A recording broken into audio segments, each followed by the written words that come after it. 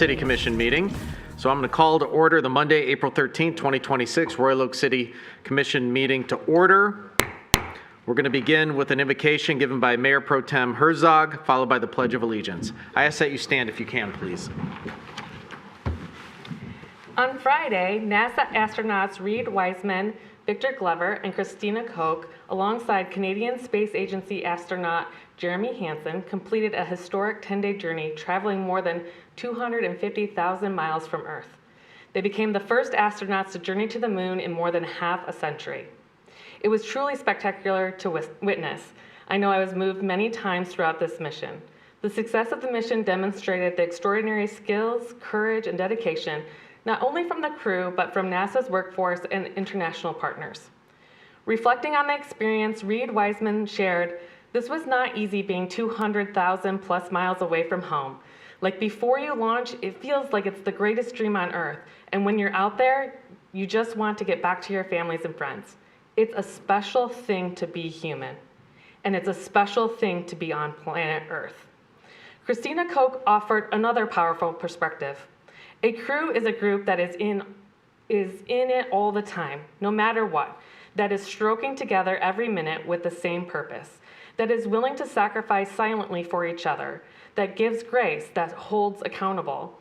A crew has the same cares, the same needs, and a crew is inescapably, beautifully, dutifully linked. When we saw Tiny Earth, people asked our crew what impressions we had, and honestly, what struck me wasn't necessarily just Earth, it was all the blackness around it. Earth was just this lifeboat hanging undisturbedly in the universe. I know I haven't learned everything that this journey has yet to teach me, but there is one thing I know, and that is, planet Earth, you are a crew. As April marks Earth Month, we are reminded of our shared responsibility. This month calls us to raise awareness and take action to protect our planet. It encourages us to value the natural resources that sustain life and to champion a healthier and more sustainable future. Here in Royal Oak, we strive to remain at the forefront of environmental sustainability, and it is undeniable. The driving force behind our progress is our people. Our commitment to environmental stewardship and to future generations guides our decisions every day. We aim to meet the needs of the present without compromising the ability for our future generations to meet their own. The challenges we face are complex. We will not always achieve perfection, nor will we always move as quickly as we would like. But the journey of these astronauts remind us of something powerful, what humanity can accomplish when we work together across nations, disciplines, and differences. I firmly believe that working together, we can meet these challenges head on. We can build a greener, healthier, safer, and more sustainable Royal Oak for generations to come. Because in the end, we are a crew, and we are all in this together. Happy Earth Month. Amen. Amen.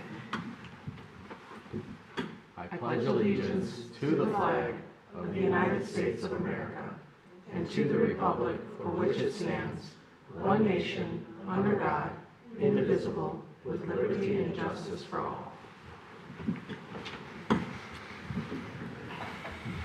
All right. So,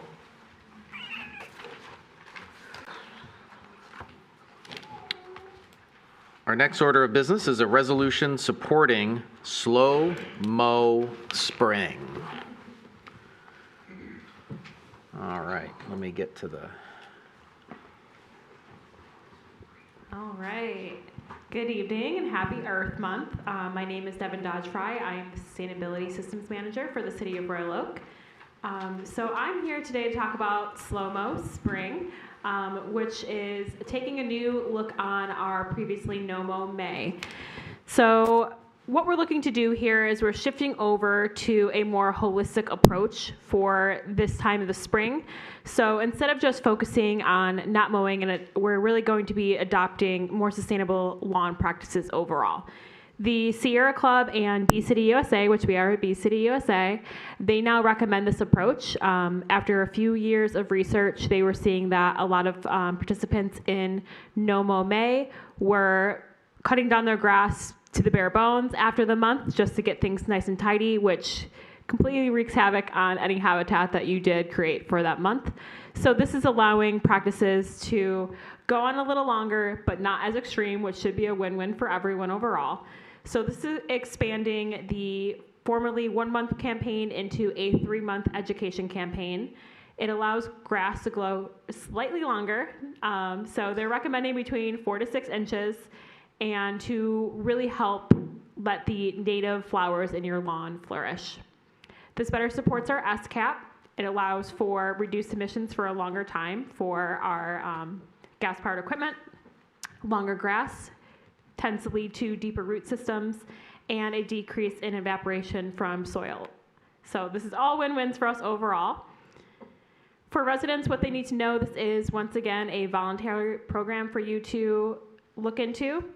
For this year, we are still going to look to suspend code 302.4, which is the lawns must be maintained to 8 inches and under.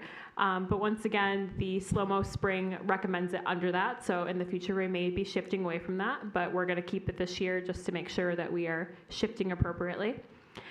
Also part of this, we are encouraging our residents to plant more diverse species, look for habitat, use less pesticides, if any at all, eliminate herbicides, and of course, spread awareness to your neighbors and promote what you're doing. We do still have some No Mow May signs available at City Hall for purchase through a donation that goes back into a fund that helps out environmental projects. We will be shifting messaging for that in the future years, but being sustainable, we don't want to throw away that supply, so we'll be using that until it is done. So we're very excited about this and shifting the campaign focus. This will give us a lot more time to educate residents and to actually make meaningful growth in this space as we approach our summer season. Okay, wonderful. Any questions for Ms. Dodge-Fry? Questions? Commissioner Herzog. Motion to approve. Oh, we have a motion to approve. Is there a second? Second by Commissioner Gantina. All right, discussion. Commissioner Herzog. Thank you. Thank you so much for bringing this to us, this resolution. For people in the audience or at home, this came to us many years ago through active middle schoolers who wanted to see a policy in our city. They were referred to as the bee tweens, and they were adorable. And they were able to bring a policy making a Royal Oak a Bee City USA. And they were very, influential in our city and with this policy. And now they're in high school and they're doing wonderful things. But what I love about this is that there was research, there was data, and we now are shifting slightly on how we are going to move forward in sustainability. And that is all what sustainability is. It's about doing what we know is the best at the time and be open to adjust as we learn things. And so I'm so happy to support something that is going to even do better than what we initially had intended with the first policy. I still have my sign and I will still put it proudly in my yard as just a symbol of thinking about an ecosystem and sustainability during the month of May. Wonderful. Anybody else? Okay. I'll just add what she said. This has been really cool to see how things have evolved. It's not that the No Mow May wasn't cutting it. It's that we learn and we grow and we just find better ways. All right. Commissioner Hunt gave me the look. All right. I got 2 more jokes left tonight and we're done. So I'm going to call for the vote. All those in favor say aye. Aye. Those opposed? All right, motion is approved unanimously. The resolution's approved unanimously. Perfect, thank you. All right, thank you. All right, this brings us to item 5, which is a proclamation designation, April 24, 2026, as Arbor Day in Royal Oak. I see Mr. Yee here is kicking this one off. Yes, good evening. Our annual proclamation designated April 24th as Arbor Day in Royal Oak. We will be celebrating this day on April 23rd with a group of 75 students from Adams Elementary at Star JC Park, where we'll be planting a red oak tree and celebrating Earth Day and Arbor Day. At the event, we're going to be giving out Norway spruce saplings. We have 250 to give out, so the students can all take one, and anyone else who would like to attend. So, kind of our annual tradition that we do here, and very great event to attend. Also excited to say, for the 49th year in a row, we did receive our Tree City designation. We are the longest serving community to receive that, tied with Adrian, the city of Adrian in Michigan. So that's a great designation. Obviously, next year is a big year for the 50th anniversary, and we'll look to have even bigger celebration of that. This year, I'm also proud that we did receive the Growth Award from from the Arbor Day Foundation, which we haven't received in at least recent history that I'm aware of. So we did apply for and receive the Growth Award. Wonderful. Excellent. Any questions for Mr. Yee? Commissioner Hunt. You mentioned that the Arbor Day event is April 23rd. What time? It starts at 10:30 a.m. is when we're going to start. In Sturgis Park. Yes. Okay, thank you. You're welcome. What day of the week of that is again? That's a Thursday. A Thursday. I think I have that on my calendar. Okay. Any other questions? No questions before Mr. Yee leaves? No? Good news keeps on sprouting up. Well, No. okay. You went out on a limb there. Can't do it. We have a proclamation here. Do we have folks here to receive the proclamation? No, we do not. Okay. All right. Should we read the proclamation? Yeah. Okay, I'll read the proclamation. It's a good one. Yeah. All right, so I'll read the proclamation. And this is a proclamation designating April 24th, 2026 as Arbor Day in Royal Oak. In recognition of Royal Oak's commitment to ecological stewardship and its designation as a tree city by the Arbor Day Foundation, the Mayor and City Commission do hereby proclaim, whereas in 1872, the Nebraska Board of Agriculture established a special day to be set aside for the planting of trees, to be designated as Arbor Day, and was the first observed with the planting of more than 1 million trees in Nebraska. And whereas Arbor Day is now observed throughout the nation and world. And whereas trees are important in combating climate change by moderating temperature, generating clean air and life-supporting oxygen, and providing habitat for wildlife. And whereas trees increase property values, enhance economic vitality, beautify our community, and contribute to the health and well-being of its residents. And whereas Royal Oak's long-running support of urban forestry and ecological stewardship are bolstered by collective actions of community partners, including the Royal Oak Nature Society, the Royal Oak Environmental Advisory Board, the Herb Family Foundation, and numerous other schools, churches, businesses, and civic organizations. And whereas the City of Royal Oak recognizes the incalculable value of trees and commits to continue its support of such efforts. Now therefore be it resolved, I, Mayor Fournier, and the Royal Oak City Commission does hereby proclaim Friday, April 24, 2026 as Arbor Day in the City of Royal Oak, and urges all citizens to celebrate the day with tree plantings and other activities as a persistent reminder of the priceless gifts provided by trees. Wonderful.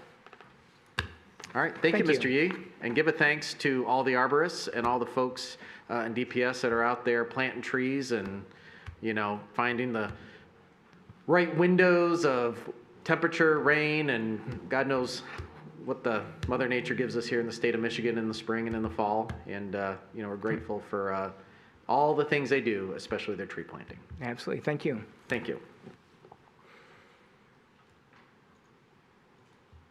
Okay. That brings us to item 6, approval of the agenda. Does anyone wish to approve the agenda that is in front of us tonight? Commissioner Herzog. Motion to approve? We have a motion by Commissioner Herzog. Is there a second? Second by Commissioner Colo. Discussion on the motion. All right, with none, I'll call for the vote. All those in favor say aye. Aye. Those opposed, motion passes. All right, that brings us to item 7, public comment. Just a few remarks before we commence. The City Commission values and relies on the input of our fellow citizens to help make decisions. Now is the time set aside for the public to address the City Commission on any city-related issue, whether or not it's on the agenda. I do ask that comments be directed to the commission as a whole and not to individual commissioners. If you wish to speak tonight at either public comment or at the public hearing, please wait until recognized by me, the mayor, and then come up to the podium. For the record, you'll state your name and address, and please be mindful the City Commission wishes to hear from anyone who wants to speak tonight, so comments are limited to 3 minutes per person, not per topic, and we do have a timer to help you keep track of your time. If you don't wish to speak tonight, no problem. Email and other mediums are available for you to get a hold of us prior to the meeting.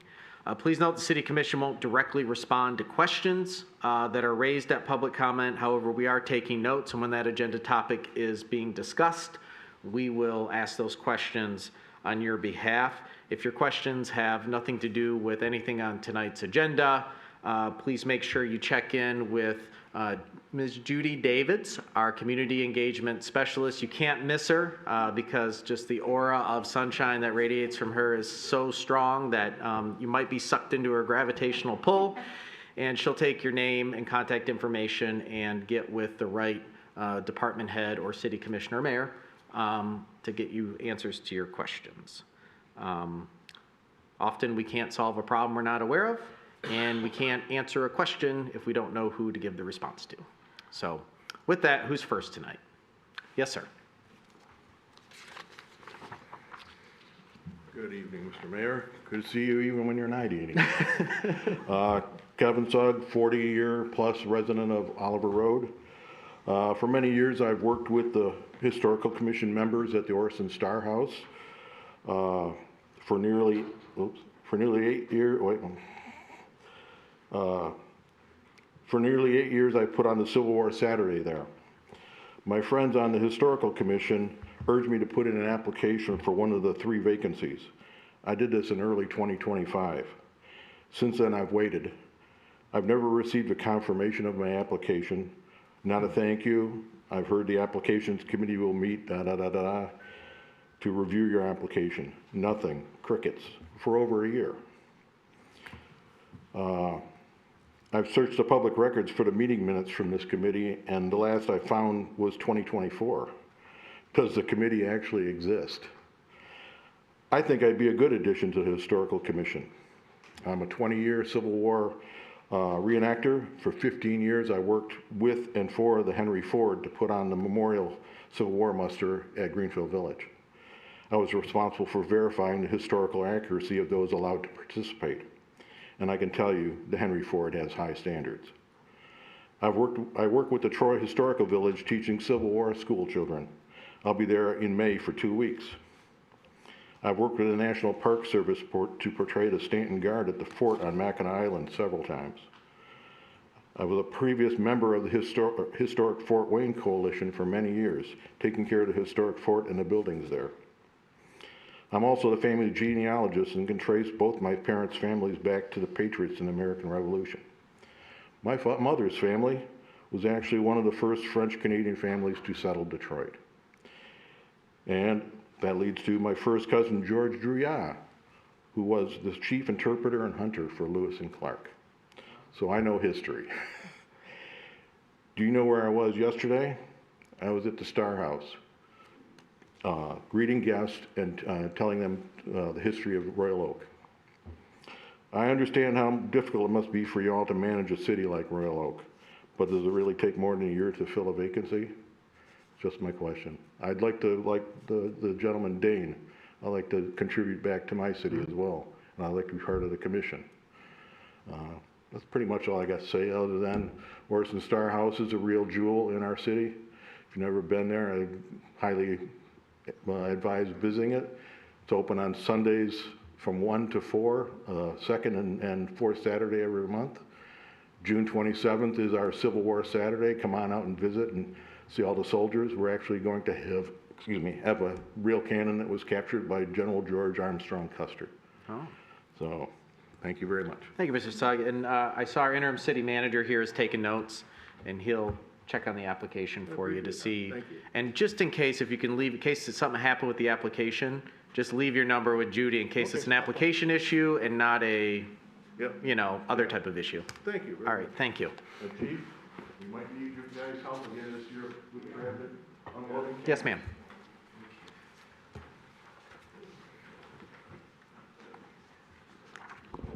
My name is Cindy Litvinovich. I live at 3028 Elmhurst. I'm here to talk about the Airbnb party house next door at 3022 Elmhurst. The current absentee owners of the property are Michelle Hedges and Robert Talbot of Grosse Pointe Park. The Airbnb operation is run by their son, Miles Talbot. What are the issues at 3022 Elmhurst? I'll start with garbage.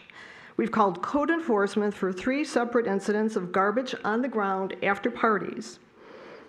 Then there was the loud party activity on November 20th, December 31st, January 1st, March 14th through 15th, and March 28th through 29th. We've called police about loud music, about 2 guys yelling and swearing, with 1 guy repeatedly kicking a car at 4:45 a.m., about 16 party cars parked on our block, about partiers talking loudly and slamming car doors on their way into the party and on their way out of the party. 1 New Year's partier even rang our doorbell in the middle of the night. The atmosphere is so disruptive I cannot sleep until the last car door is slammed, usually between 3 and 5 a.m. I've repeatedly contacted Airbnb neighborhood support. Each time I send documentation, and later they tell me they've educated the host and the guest, and then they close the case. Because of this pattern of disruptive activity, we asked an attorney to help. He sent several city officials a detailed letter about our situation, evidence we compiled, and facts his legal office uncovered that the Airbnb host is not the legal owner of the property and is not personally licensed by the city to rent out the property. We believed all this would show cause to revoke the short-term license at 3022 Elmhurst. It advertises a maximum of 6 guests and says no parties or events. A 2024 ordinance links a property's maximum number of occupants to the advertised limit, but the city attorney replied that guests are not considered occupants and the city cannot regulate the number of guests at any present time. We've lived in our home for 41 years and raised our 3 kids there. We're not planning to sell our home anytime soon, but what family in their right mind would want to buy our home today when the city cannot stop the property next door from hosting transients who party at all hours? If this can happen to us, it can happen to other homeowners in Royal Oak. If the city cannot regulate the number of transient guests, then the city cannot protect residents in the neighborhood from this kind of nuisance activity. That's why I think Royal Oak should actually ban short-term rentals in residential neighborhoods if the owner doesn't live there. Dearborn has banned short-term rentals in most residential neighborhoods. If they can do it, we can too. Thank you. Thank you. Yes, sir.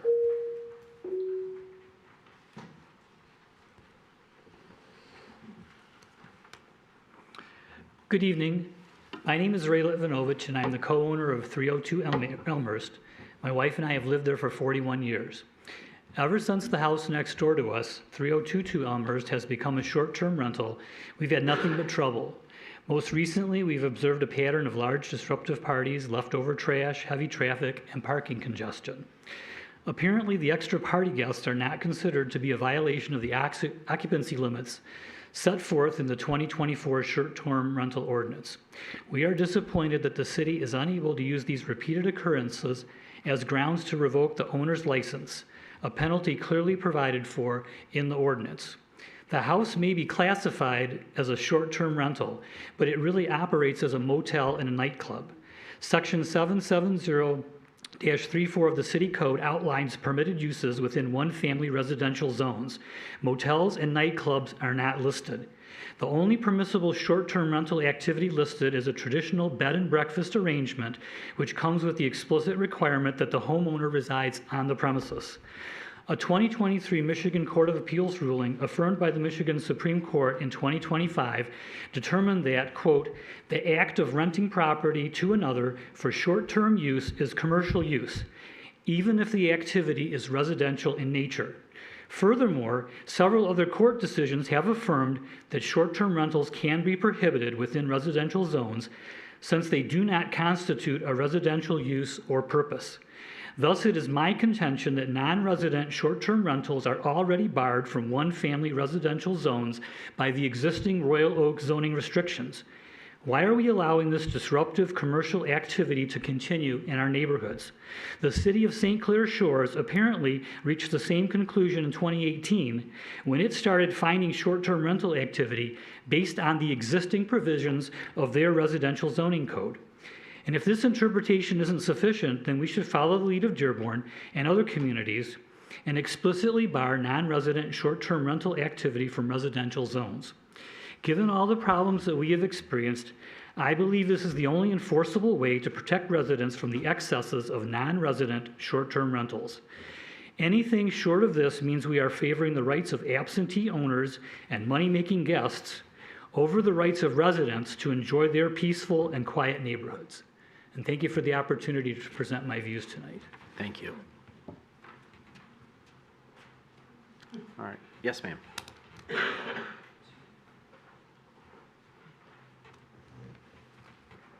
My name is Sandy Waterfall. I live at 3021 Elmhurst, right across the street from 3022.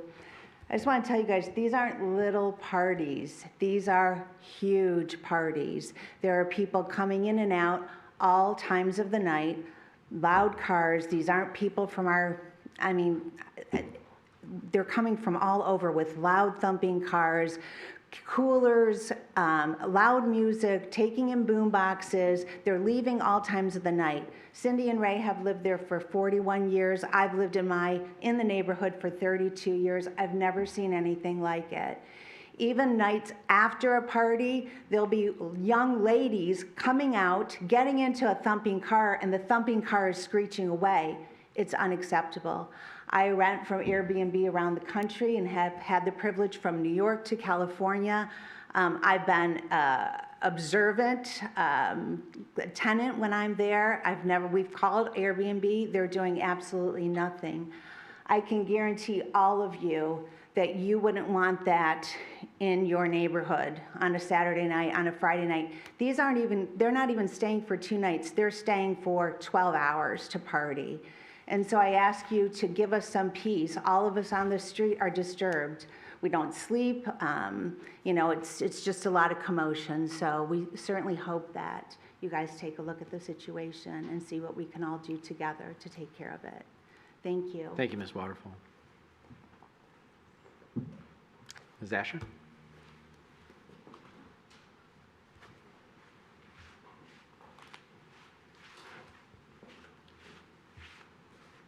Good evening. I'm Elaine Asher. I live at 1003 Irving Avenue, and I'm here tonight as a private citizen and as a member of the library board on your favorite topic, parking.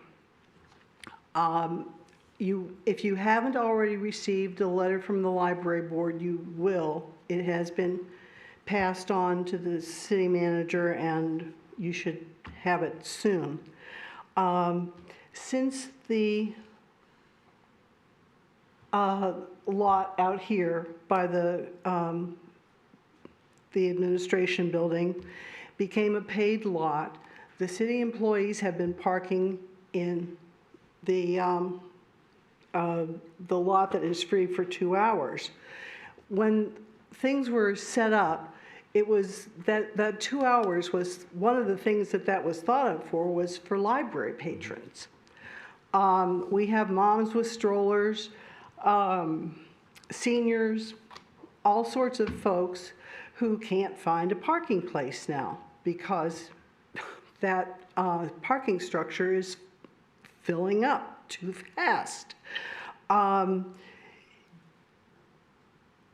residents of Royal Oak, in our strategic plan, we surveyed the citizens about barriers to the library, among many other things, and the biggest barrier to use of the library was parking. Many people have gotten used to the parking structure and find it convenient. Even some seniors who, when the senior center was under construction and they moved some of their functions to the library, said, hey, this isn't so bad.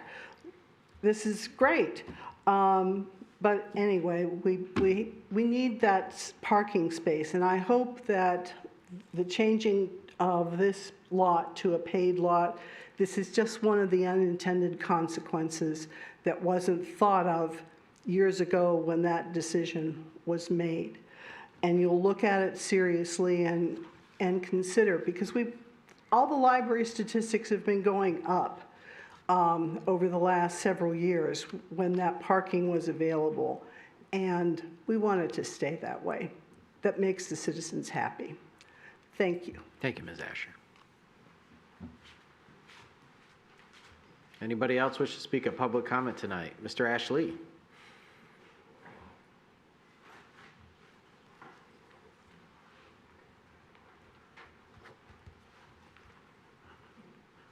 Good evening, Alan Ashley, Royal Oak Manor. When I was here last, that was about a month ago, I made some statements about Arts, Beats, and Eats, and when I left, John Witz decided to intimidate me. Got nose to nose, reminding me of my days of basic training. He was so close I could count the hairs in his nose. He called me a liar about the activity on Washington, and he says, well, those people that want to go shopping can park in the garage. They're half empty. Well, the reason they're half empty, nobody wants to park in the garages on Washington and do stuff. So, I mean, he wants to intimidate me.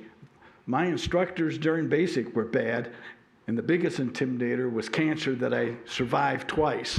So John Witz can take a back seat because I cannot be intimidated.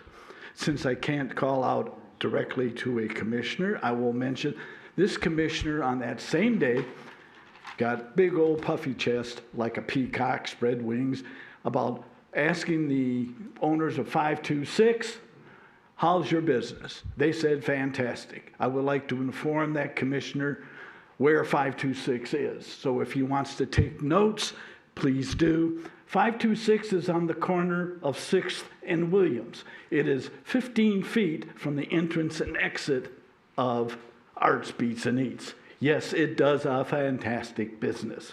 Matter of fact, all the businesses from Main Street to Center and from Center to Washington, inside that area, do a fantastic business. I will admit that.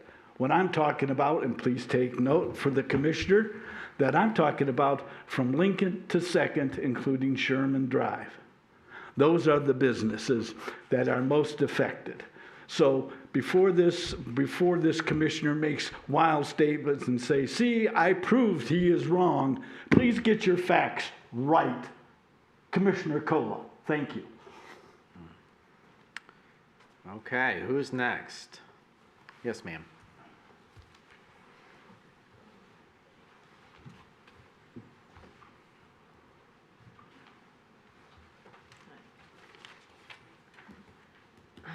My name is Connie Bartarian, and I'm here to talk about the Elmhurst parties. I live about 4 to 5 houses down from the Airbnb, and I'm here to say that it is extremely disruptive. I had to turn my TV down to hear what the commotion was, what was going on the street. It was so loud and disruptive. It's happened more than numerous times. And I've lived in the neighborhood for 23 years, and never has this happened on our street before. So I'm here to, I'm a little nervous. So I don't like it, and I want something done about it. And I hope Royal Oak doesn't turn into another different type of city. Thank you. Thank you.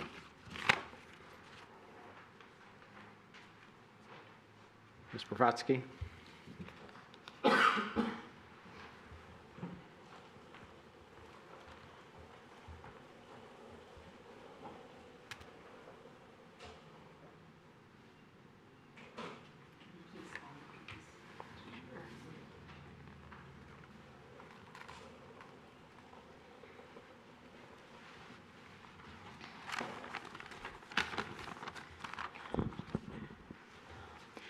Nancy Bobrovsky, Royal Oak, acknowledging the proclamation that Royal Oak planting trees is good. In the last 20-plus years, I've been asking to save mature trees during development, and trees, for the most part, are not being monitored, protected, or cherished.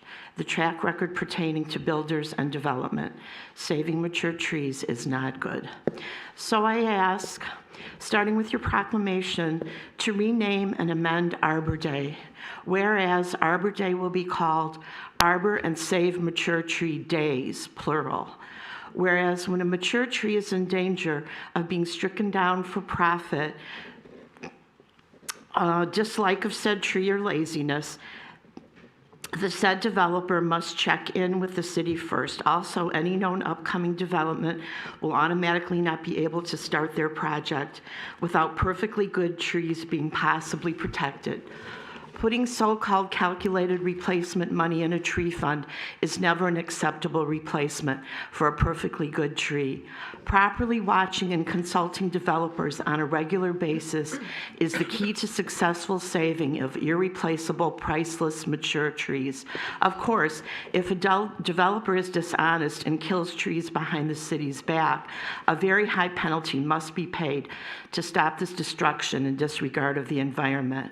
It's become common practice and must be abolished.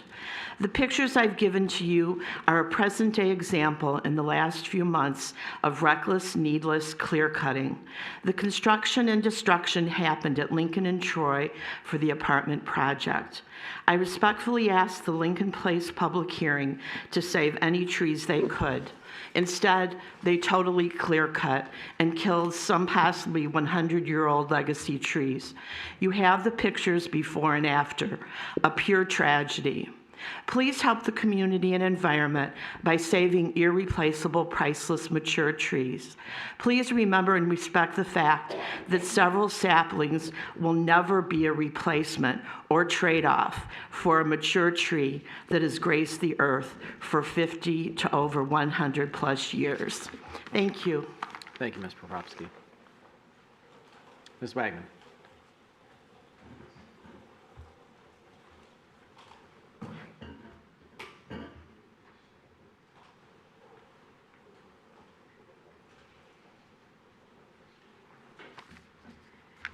Good evening, Janice Wagman. I'm here to talk about the budget meeting that's scheduled for next Monday. Royal Oak consistently recorded and broadcast its budget meetings from at least 2016 through 2023, and I'm sure long before. These meetings followed a straightforward format. The finance director presented the budget, the commission asked questions, and the public was given the opportunity to comment. These were standard public meetings, and they were recorded and made accessible to residents. That changed in 2024.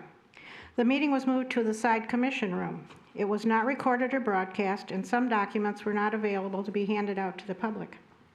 Last year, there were deletions made in the online version of one of the budget materials that became obvious when the proposed budget suddenly appeared in the meeting presentation at the police station, which also wasn't recorded or broadcast. Meaning if you didn't attend, you probably wouldn't know the city was considering building a multi-purpose indoor field facility and establishing a partnership with the Royal Oak Football Club.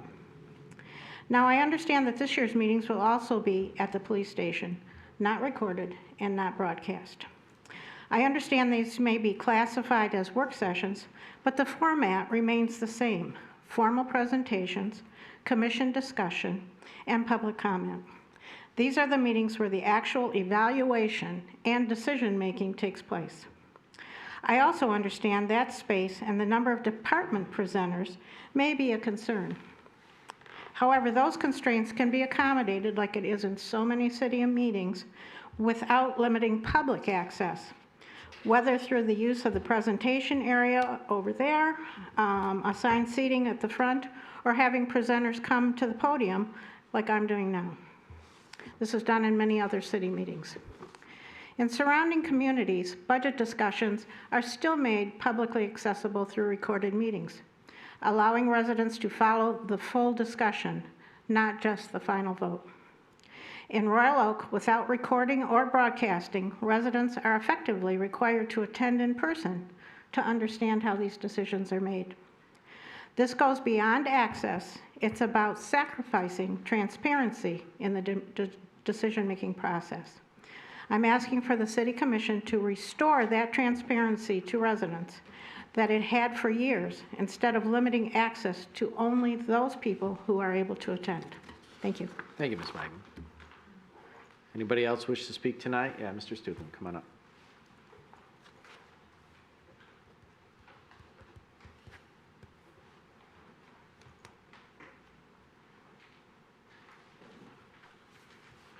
Bob Stuglin, 4404 Rochester Road. Over a year ago, when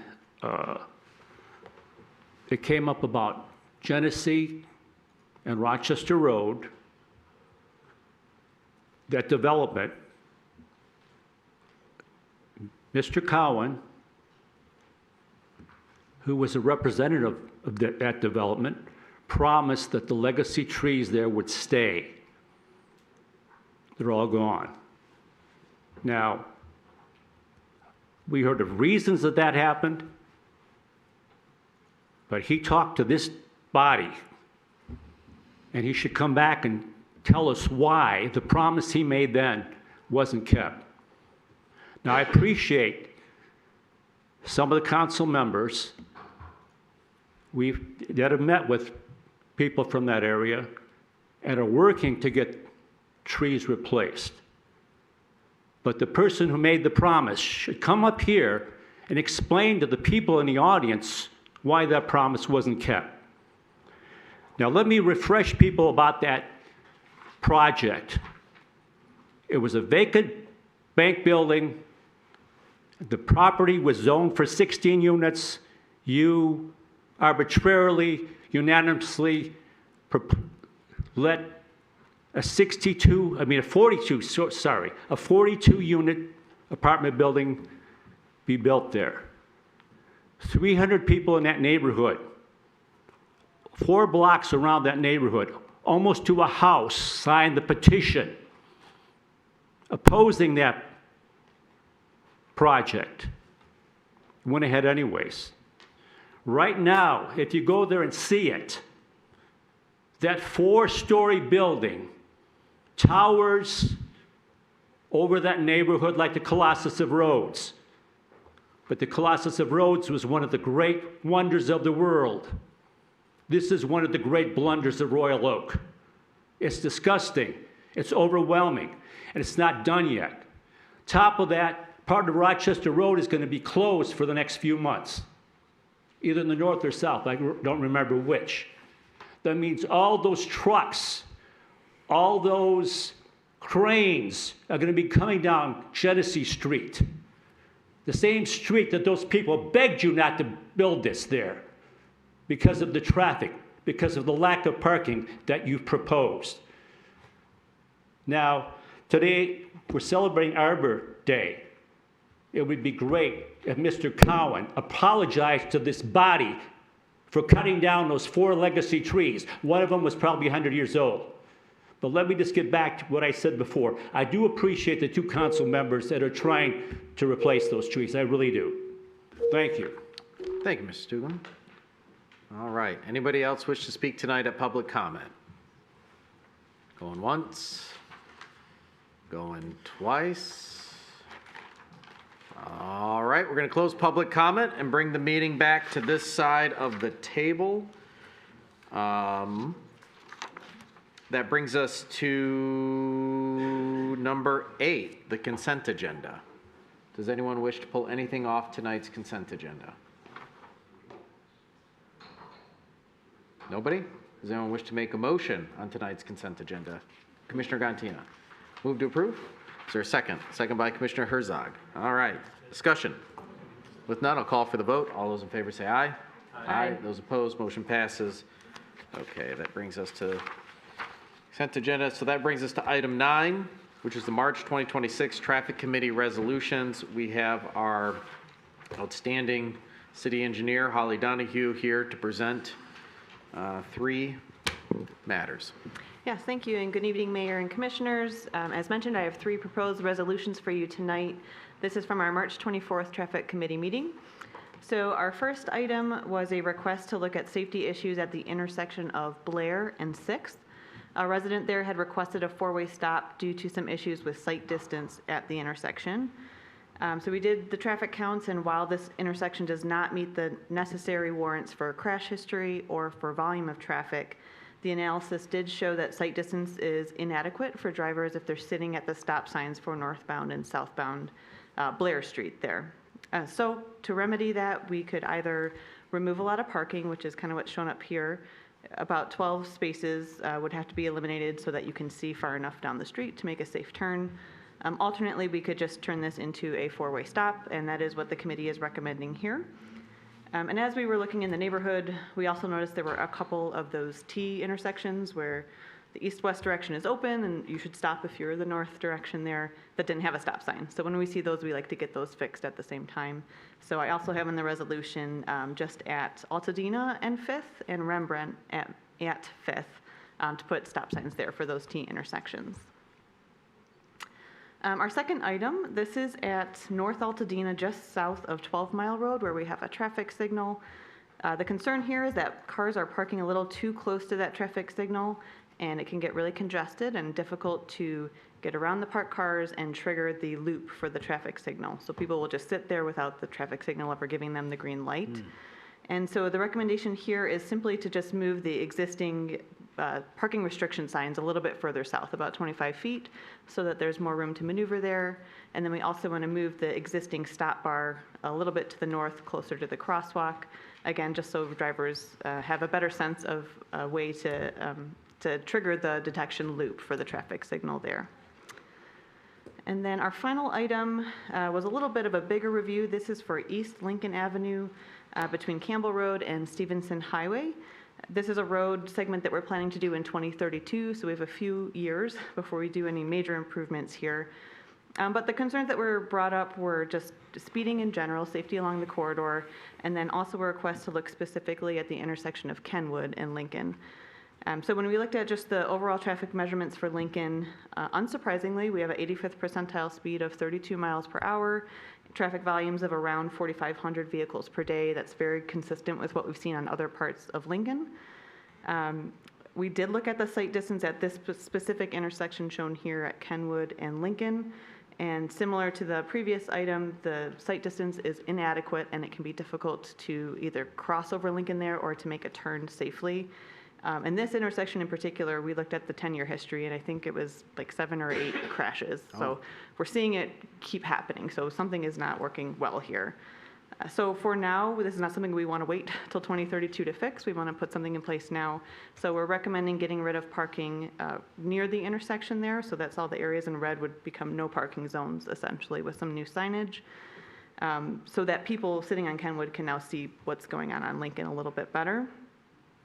As you know, speed humps are not allowed on major roads, so that's not something we would go after just now when we see that those higher speeds of 32 miles per hour on Lincoln. But we should probably look at some traffic calming measures when we do this road in 2032. This is also a road identified in our master plan as a potential for bike lanes to help connect Kenwood over to Stevenson, which I know is a touchy subject with some neighborhoods. So this is just a corridor that I think we need a lot of public engagement with. We didn't really want to come to you with a recommendation without really kind of seeing what the residents want there and maybe doing a little bit further study. Also, 2032 is a little bit far away. So you make a decision now, it can really bite you. As I've learned from other issues, it can bite you later on. So my recommendation for this is to make the improvements here at Kenwood and Lincoln, and then just to do some future neighborhood outreach, probably in about 2030, to talk about pedestrian refuge islands, bike lanes, changing the parking configurations out there as we prepare for the design for a 2032 project. And I did want to note today we got an email from a resident pointing out that our resolution for this item, a couple of the addresses were incorrect. So for the clerk, if we can change the address 2002 to be 2006, and then address 1923, change that to be 1917. And apologies for that error, but I wanted to make sure we got it right. And that's all I have. Questions, Ms. Donahue? Commissioner Teason? Hi, thank you. Thank you for the report and always a very clear explanation. And when I read the materials for the East Lincoln, the one that you have up there, I did wonder, because if I recall correctly, part of it was also the traffic is driving into the parking lane. Did I get this mixed up? There's a concern, yes, that people are doing that. Or one of the concerns that several people brought up is that this is, people think it's a bike lane, even though it's a parking lane. And they were kind of asking staff to look at potentially striping off the ends of those parking zones so that it's more clear that it's a parking area, not a biking area. So that was something we were looking at doing. But in terms of meandering in and out, Okay. we heard that commentary. I don't know that it's happening all that regularly. Okay. I'll just throw it out there. It reminded me of our discussion about West Lincoln last year, and we put those bollards up, which have really been very effective in stopping parked cars from being hit, which was the issue there. They get hit, broken up. But I just, I saw the thought about striping, and I just thought I would bring that up. Could that also be a short-term option as we wait for 2032 to do a more comprehensive traffic calming approach potentially? Yes, yeah, and that is something I guess we were kind of administratively just looking at doing very simple, just perpendicular lines, not every single stall, which is what we did on Normandy and does seem to be working. People get now that you park there. Here, because there's so many driveways, trying to tell DPW exactly which stalls to stripe, it's going to look messy out there. But I think if we do each end at, where a block ends at an intersection, put a stop point there with a new white line and possibly some cross hatching, I think that will help, inform drivers. Mm-hmm. Anybody down here? Commissioner Colo? Thank you, Mr. Mayor. So a couple questions about this topic also. Why was, so I know we looked at Kenwood, but there are, I think, 3 other intersection points. I know Helene has the light, but would this make sense to do at all their intersections, or have you looked at the other intersections on this stretch of Lincoln to see, are they having the same issue? We looked at the crash histories to see if there were any patterns we should be looking at. Again, like if there's a serious safety concern, we should fix it now. We didn't see that anywhere else, and I think it's because Kenwood it's the only street that you really can drive up and keep on going, whereas all the other ones you kind of have to meander through a neighborhood, or they just end right there at Lincoln. So that was the reason we focused on this one. This was also the intersection that the requester, she lives right here, she specifically asked that we look at this one. That is something we do when we do a full road design. We'll look at all the components, but usually if there's not a crash history, we try not to go too hard down the line of sight distance because you end up taking away a lot of people's parking. So I only want to do it if I'm really solving a problem or a trend that we're seeing. Okay, no, that's fair. And then back to the striping conversation. We talked in the past, so the stripes on Normandy have been successful in what we intended them, one of their intended uses, right? I mean, that's my opinion. Okay. But when I drive it, to me, it's a lot clearer what those lines are representing, so. Yeah, and I can tell you also, like, I drive Lincoln every day, and as a cyclist also, it feels, people expect you to be in what are the parking spots, and you have cyclists that are constantly like weaving in and out of traffic, and then they come up behind a car, like behind a car in the parked lane and try to get back into traffic. It seems to create more of a tension point and something that becomes more unsafe for the cyclist. So I would actually be more in favor of pitting stalls on all of Lincoln. It might take some design to it, but I think if, at least from my perspective as someone who drives it, just seeing a stall at the start, you're going to forget about it by the time you get midway through the block. I wonder if it might be a little bit more work, but stalling out each one, at least from my perspective, might make it. I think it gives that visual cue that the road's smaller. This is the wider section of Lincoln, where we have it done the calming with islands and whatnot. But I think it will make that visual cue more apparent, and also be safer for cyclists as we think about how to be multimodal. I'll just respond. I think true, probably for some people, but I also see people running in the bike lanes now too. I think you're still going to see, no matter what you do, you're still going to see people that are going to ride their bike, run, and do whatever. But it would be more, I think for some people, it would give them, a cue to stay on the road. And see, you're saying where there's a problem, it's not a bike lane, it's a parking spot. Right, you see people running in the bike lane, it's not a bike lane, it's a parking spot. Right, no, I'm just saying people tend to make up what they want. A vast Yeah. majority of people tend to do what they want to do. There's always going to be that percentage of people, Yes. I don't know what it is, 10 or 20, that are the root of all problems because they, just ignore, the impact that their behavior has on everybody else because whatever they want to do matters most. Yeah. And so you'll get that no matter what. No matter what you paint, you could put all the parking spots, no parking, you're gonna get people to ride their bikes on it. And then, just like we did the bike lanes and there's beautiful sidewalks, I get it. It seems like there's an idea that the,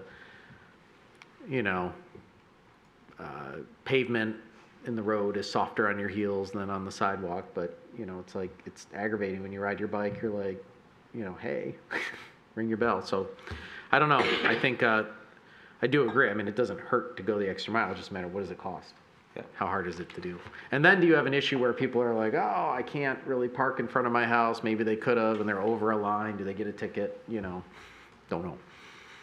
Yeah, my concern with this one is the driveways are pretty much 40 feet apart everywhere along there, so you'll get one stall in between each driveway.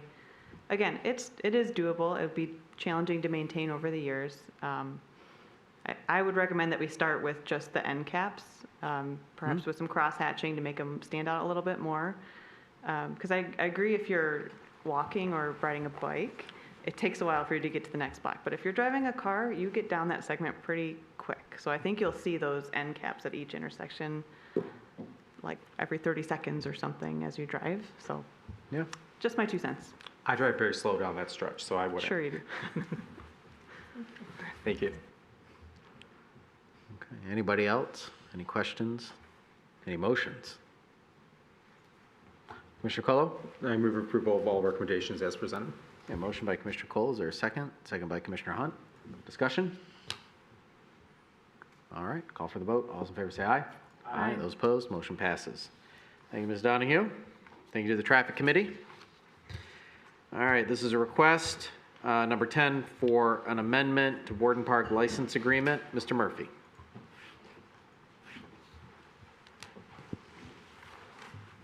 Good evening. Last year, a new dental office was constructed on a vacant piece of property on Crooks Road, just north of 13 Mile Road, adjacent to Warden Park. And I'm going to bring up an image on the screen to help our conversation. You'll see that the building footprint takes up most of the site. The site does not have any on-site parking whatsoever. The property owner did take advantage of a 2009 license agreement with a prior license holder. The license has transferred to the current holder, but the prior license enabled the construction of a building on the private piece of property and for the license holder to construct an extension of the existing parking lot at Warden Park for their day use for their customers and for their staff. And so the petitioner constructed the new building. At the same time, they expanded the city's surface parking lot by 43 parking spaces. The approved site plan had a specific contingency that it did not enable the petitioner the ability to have a sign on this in the city's property in that parking lot that they extended. There was a specific contingency, and the license agreement from 2009 also did not have any language that entitled them to placing a sign within this or on the city's property. Yet during construction, the site contractor did install electrical conduit extending from the building to an area, and I'm going to hover over it on the screen, to the drive, the landscape island adjacent to the drive aisle along Crooks Road. They extended, again, underground electrical conduit. They constructed a foundation, and above ground, as you'll see on the site photograph, they created a masonry cap on which they anticipated putting a sign on top of. So they didn't receive any permits for that, and they didn't have anything from city staff that acknowledged that they were permitted to do so under their existing license agreement. So they're here in front of you today to ask for an amendment to that license agreement in order to retain all of the components that they have put in place thus far and to allow for the construction of a sign on top of the existing base. And I'm going to show what they've proposed.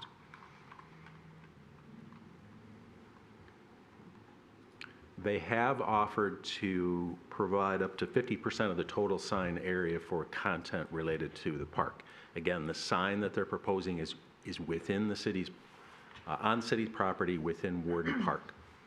So they're here tonight to ask for an amendment to the existing license agreement in order to accommodate the construction or final construction of that sign that displays their private business adjacent as well as a component for advertising the city's Warden Park.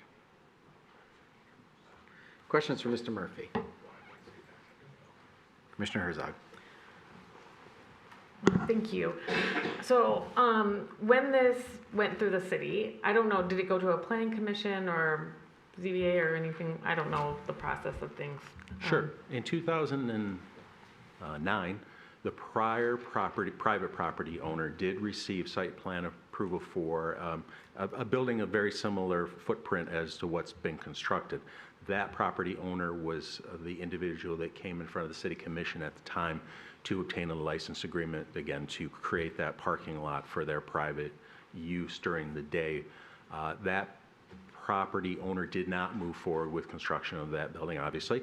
A long period of time elapsed. The individual that is in front of you tonight purchased the property from the original license holder. The license it transferred to the new property owner. That property owner went in front of the Planning Commission a year or two ago for a slight modification, placement of the building, style of the building, and for their dental office. So it's gone in front of the Planning Commission on 2 separate occasions for site plan approval, and specific contingencies on each of those instances reference the fact that they were not allowed to, per the site plan approval, have a sign on the city's property in Warden Park.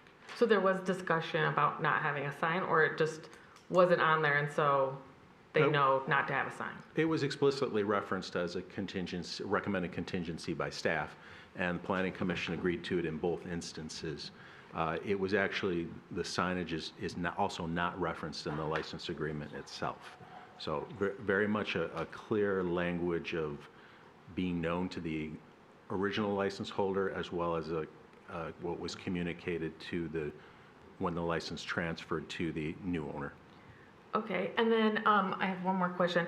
The license owner today, have they made any donation, or is there a partnership with the city around Warden Park? And what I mean by that, because I have a lot of discussion around the sign itself, is like Centennial Commons has a partnership with the city, and that's why they're on our signage. The Herb Family Foundation has an agreement. Does this license have something with us with Warden Park? No, it doesn't, unless it's amended tonight to allow for that. Okay, thank you. But that's not what was originally envisioned. Just real quick, I think what Commissioner Herzog was getting is that Henry Ford partnered with us as a sponsor for Centennial Commons.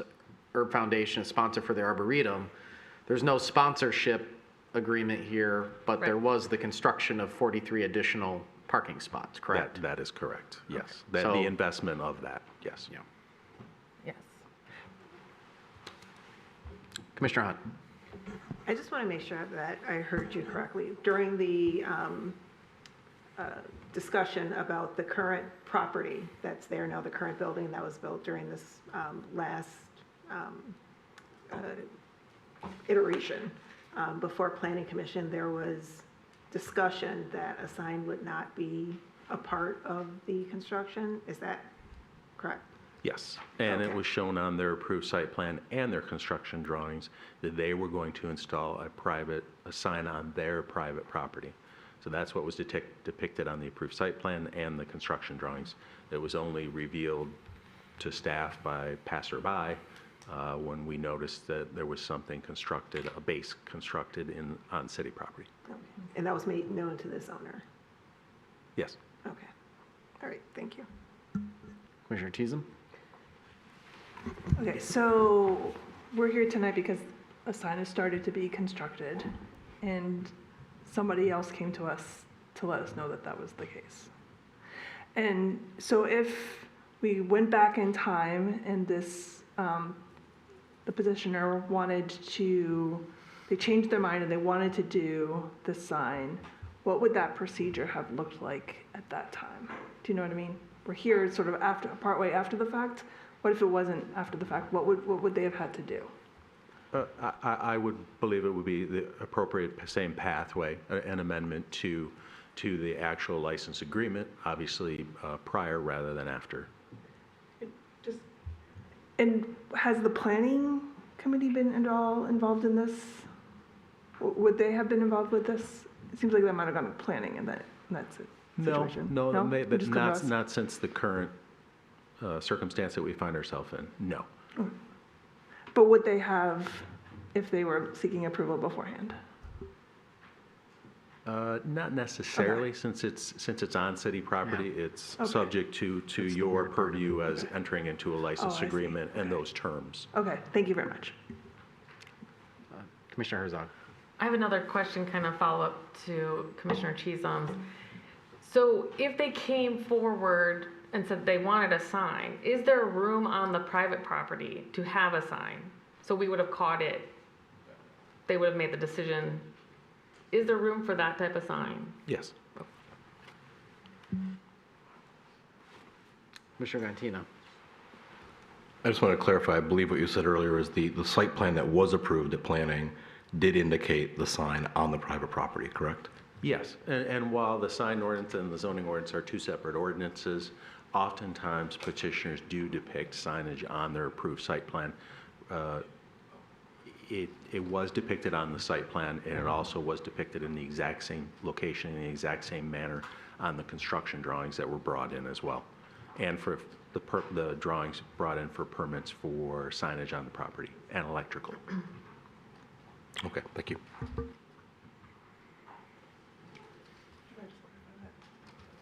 So in those drawings, the construction drawings, it was depicted on the private property part? Yes. Okay, thank you. Commissioner Colo. Thank you. In the parking lot itself, are there any signs, I was reading the license agreement, it talks about 30 spaces. Are there any signs to designate which spaces are part of the exclusive use of this tenant during 7 to 5, 6 days a week? I'm sure that the petitioner could tell you, but to the best of my recollection, there are not. Okay. Are there any signs on the site plan that indicate that that's public parking also? As part of the existing license agreement, I don't recall. I'd have to look at the content of the existing license agreement. Okay, and then I just want to make sure I'm crystal clear on this.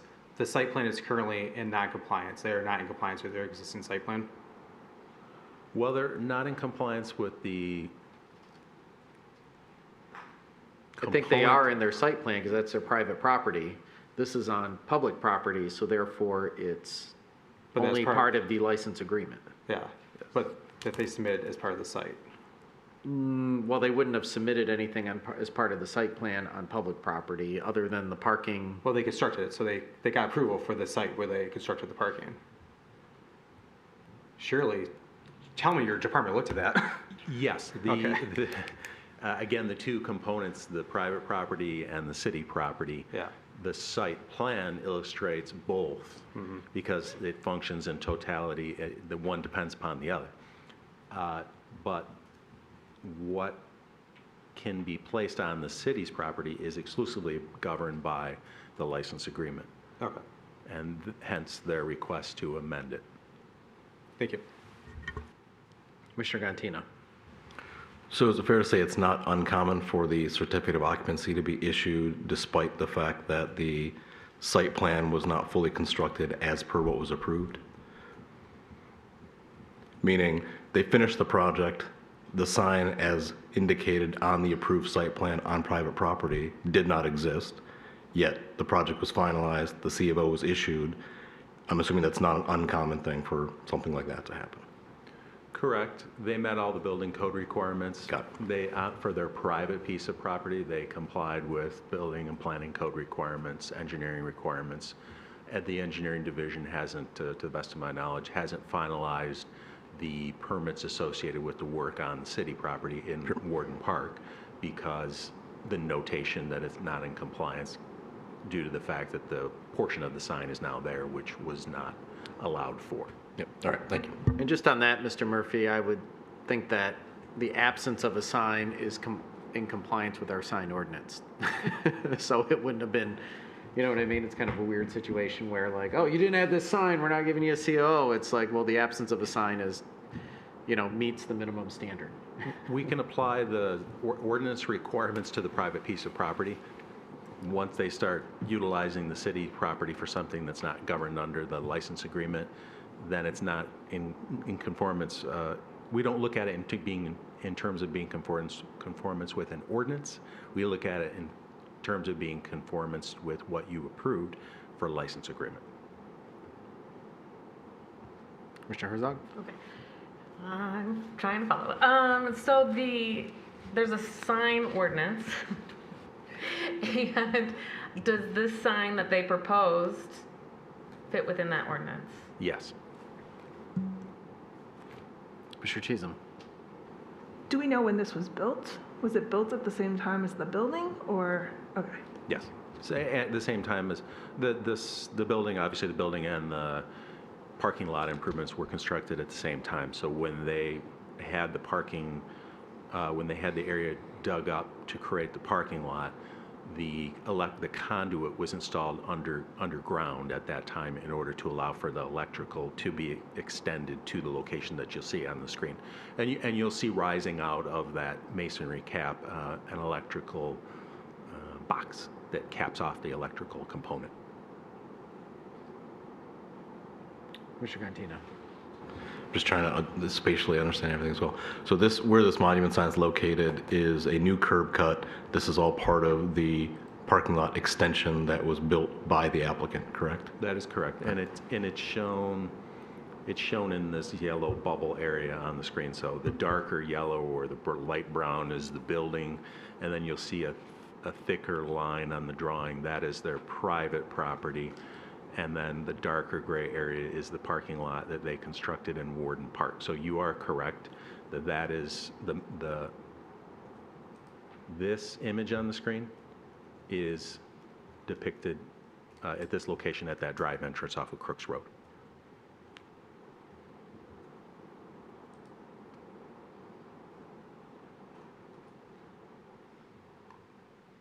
Anybody else? Oh, Commissioner Hunt?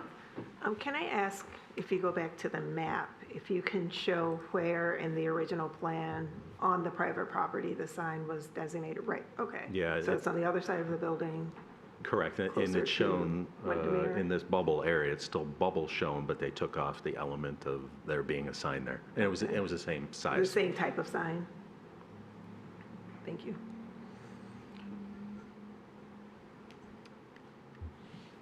Just want to hear from the petitioner? Okay. Petitioner? Dennis Cowan on behalf of Abraham Properties, and with me is Dr. Camille Abraham, who is the owner of the business and also the owner of the property, and also our architect of record, Michael Gordon. So let's talk what's good first, and all the good things that happened with respect to this agreement between the city and a predecessor back in 2009. So this, because actually what occurred here was a great example of the city working with a business to meet mutual goals. The city had a lack of parking at Warden Park for the sporting events that happened there, and I know that because my daughters played softball and there was never enough parking at Warden Park on Crooks Road. At the same time, Dr. Abraham he bought the Duffield Dentistry practice, which is a little bit farther south on Crooks, south of 13 Mile. And he very much wanted a new building because that building was outdated and didn't buy it. And he wanted to find a spot in Royal Oak for his new practice. And he very much wanted to have that practice here in Royal Oak. And he invested $4 million into the property and the building. In addition, there was this agreement that allowed the use of the parking but he had to pay for the expansion of the lot, and as you've heard from Mr. Murphy, we counted 44 spaces, but if it's 42, that's fine. The important thing is that he lived up to his end of the bargain. He spent the $300,000, he did all the work, and that work was accepted by the city, because that's the city's property.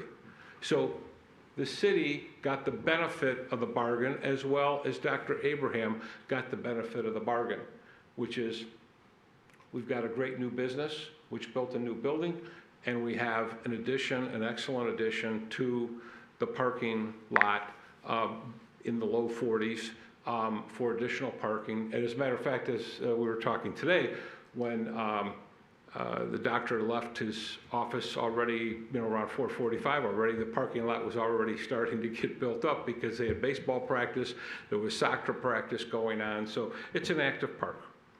So those are the benefit of the bargain that both sides enjoyed. And quite frankly, even with the exclusive use, the amount of time that the dentist practice uses that is about 30, I think calculated 36% of a week, okay? And that allows, since it's an exclusive use from 7 to 5, it allows those spaces to be used at the most important time, which is in the evening and on the weekends. And people, and as he learned, as Doctor learned from the Warden Park Easter egg drop, there could be a lot of people coming in using that parking. So I think as a result of this agreement, which was developed back in 2009, we had a triple win. We had a win for the city because this expansion didn't affect the budget. You were able to utilize private funds to increase that parking lot. And then it was a win for the citizens and the athletic participants because they have additional parking.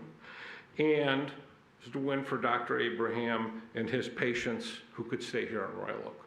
So everything is positive about this.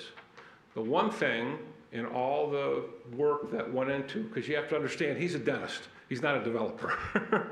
So as a result, there was a lot of things going on with the building and the practice, and it came to a point where all of a sudden, how are we going to let our patients know where to go?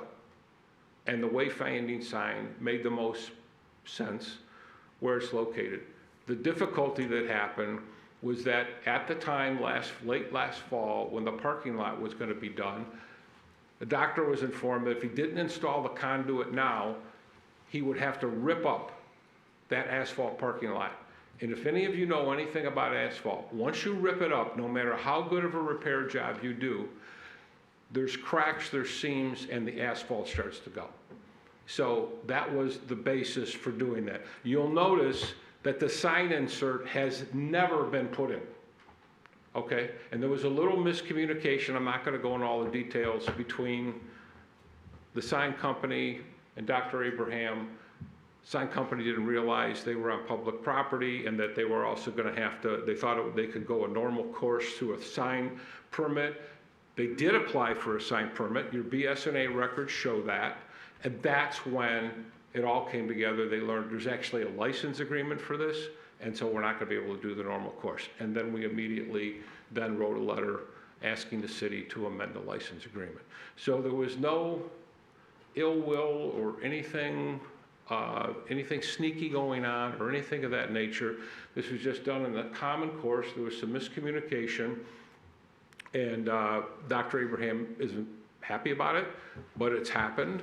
And now the question is, what's the best course to take? And we believe the wayfinding sign, and he can tell you, and will in a moment, that he's already experienced his patients, many of whom are senior citizens, and many people who are driving their children. They're missing, without anything there, they're missing it. Because when you come, especially from the north, there's no sign on his building on the north side. The building sign is on the west side and the south side. So that causes a problem. And some people, if they're not used to it, especially when they're new, they even come from the south and come up Crooks, and they don't see a sign for parking.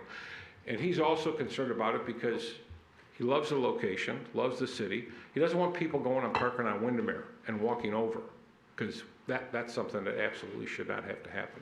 So this is a modest request. It's a modest sign. He's paying for everything. We'll pay for the electricity into the future. We'll donate the sign area if necessary, because it is on public property, and I spelled that all out in the letter in the agreement. So I think that we have a very simple solution to the biggest problem is public safety.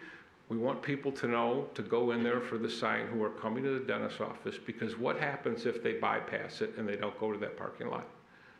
That means they're going to go somewhere else, either make a left into one of the apartments, try and do a turnaround. When people start doing that kind of stuff, they maybe don't pay all the attention they should, or they're going to go down the street immediately to the north between Kimball High School and the ice arena, and they're going to want to try and do some kind of circle around to get back, make a left, and park in that lot. And it just seems that this is a simple, very simple resolution of the issue. So at this time, and we're here obviously to answer any questions, but I want to introduce Dr. Abraham to come up and address you. Hello guys, my name is Camille Abraham. I'm the owner of that dental office. First of all, I just want to apologize. I don't want you guys to believe we had, like Dennis mentioned, any ill will, any intent to try to do anything that wasn't up to par with the city. I'm grateful that you guys worked with us in the beginning when we came in last year to help us construct the building and the parking lot. I'm happy to be in Royal Oak and serve the community. Not to go into the nuances, there was massive, I think, miscommunication between myself and my contractor. The licensing agreement itself, the sign company, I tried to use everybody, most of the companies, local companies. I probably failed with connecting their communication enough with one another, but still, that's, it's not an excuse. Nonetheless, they did construct that. We did apply, again, the sign company did think we were in line because they did apply for a permit for it. I'll be quite frank, I had no idea where the sign was supposed to go or wasn't supposed to go. I'm not very familiar with what the license agreement says. Not an attorney, but again, still not an excuse. As it pertains to parking, we're very happy to see. Today I left work at 4:45. Honestly, there was a girls' softball game getting started. The girls were warming up. People were already parking in our lot. I think Dennis or Michael had mentioned when they were coming up the road, there was a tennis practice getting started, and they were entering our lot. I'm grateful for that, to have the parking space for our patients and our staff, but as well as for the city and the community. We are seeing the benefit already with the community using it, especially with the warmer weather coming up, as well as the egg drop. And we have unfortunately already experienced some patients, so we have signage, as Dennis had mentioned, on the east and the south. So folks who are heading south on Crooks, I think it is, there's no signage to indicate, and we have already seen people making U-turns, which obviously isn't safe. And I've already had a few people park on Windermere, which we've caught with, my staff had caught that and told them to come park in the parking lot so they're not parking in a residential area. I would be grateful I know my staff, the community, it would serve all purposes to be able to somehow figure out how to have a ground sign there, just so it can direct patients and others into that parking lot. Thank you. So, again, we respectfully ask for an amendment of the license agreement. We believe everything that has happened to this point is very good for the property and for the city and for the park.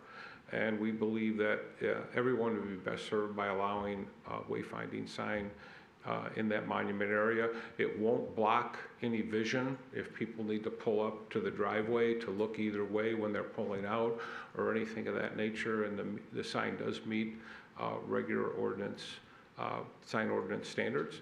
So I think we would ask for your indulgence in this request, and we look forward to answering any questions that you may have regarding anything to do with the construction, with the signage in particular, and with the future. I do want to mention one thing. In driving by the other day, I noticed if a left-handed batter hits a foul ball, all those cars are at risk that are parking in the new area because they're rated at about that distance where, you know, if it's a foul ball, somebody's car is going to be dented. So I'm sure we're going to have some issues with that. But that's the main thing is we do have the additional parking, and that's what's important.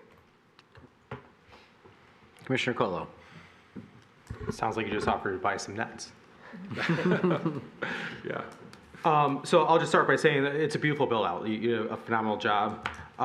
It looks great. I hope business as well. I went to the dentist today who told me he's retiring soonish, and my mouth is throbbing right now. I'm also looking for a new dentist. So, you know, congratulations on that. So, Mr. Cowan, can I just ask, do you think right now that the site plan is within compliance with the license agreement? Well, first of all, we did, let me mention this. The main portion of that license agreement was about the parking. If you read through it, that's what it was all about. And yes, he has complied with all that portion. Yeah. And at the expense of $300,000. 100%. There has been one addition, which he did, that has not been approved, and which he is seeking approval for. Okay. He didn't, like I said, put the sign in the insert and say, hey, I don't care. That wasn't the point. I appreciate that. Miscommunication. So one small portion is not in compliance? Pardon me? You think one small portion would not be in No, compliance? I think there's one, yes, there's one item of that is not in compliance at this time, and Okay. we're seeking to make it compliant. I appreciate that. Thank you. Commissioner Gantina. Is there anything that you're aware of, any unforeseen conditions or anything like that, that would prevent them from installing the sign in the location that was approved and indicated on the site plan originally? Yes, as a practical matter, that's really not going to work. It's just based upon talking to. Can you expand on that a little bit? Yeah, so the sign, so we used interior design company based out of Hazel Park, and then MPG, MGA Architects out of Royal Oak. After we had started constructing the facility, we realized that if we had the sign on the southeast corner, people heading north on Crooks still wouldn't catch our eye until after they passed the parking lot. And then after they pass the parking lot, they may have to make a U-turn. So having it as a wayfinding sign into the parking lot, it would have been better suited where it is now compared on the other side, as it would have been past the parking lot for the purpose of serving the people heading south. And that wasn't a design consideration at the outset when the site plan was originally completed? I wasn't involved with the original site plan. The site plan was decided in 2009, and I acquired the property in 2024, and the license agreement carried on with it. Oh, my site plan. I don't think we were allowed to amend any of that, were we? No. At that time.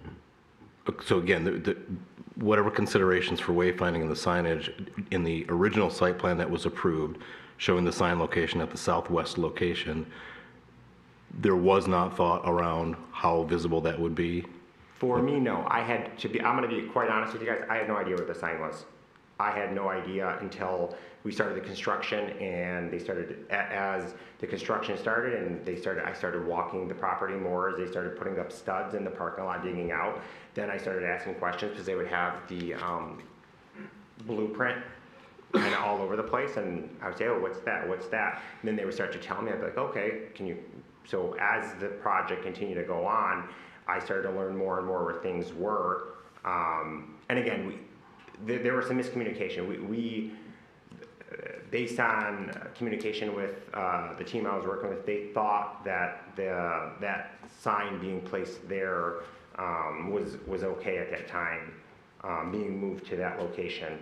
So there was some failure on our part to have proper communication amongst each other to ensure that it could be. Okay, thank you. Okay. No other questions? Any other final remarks?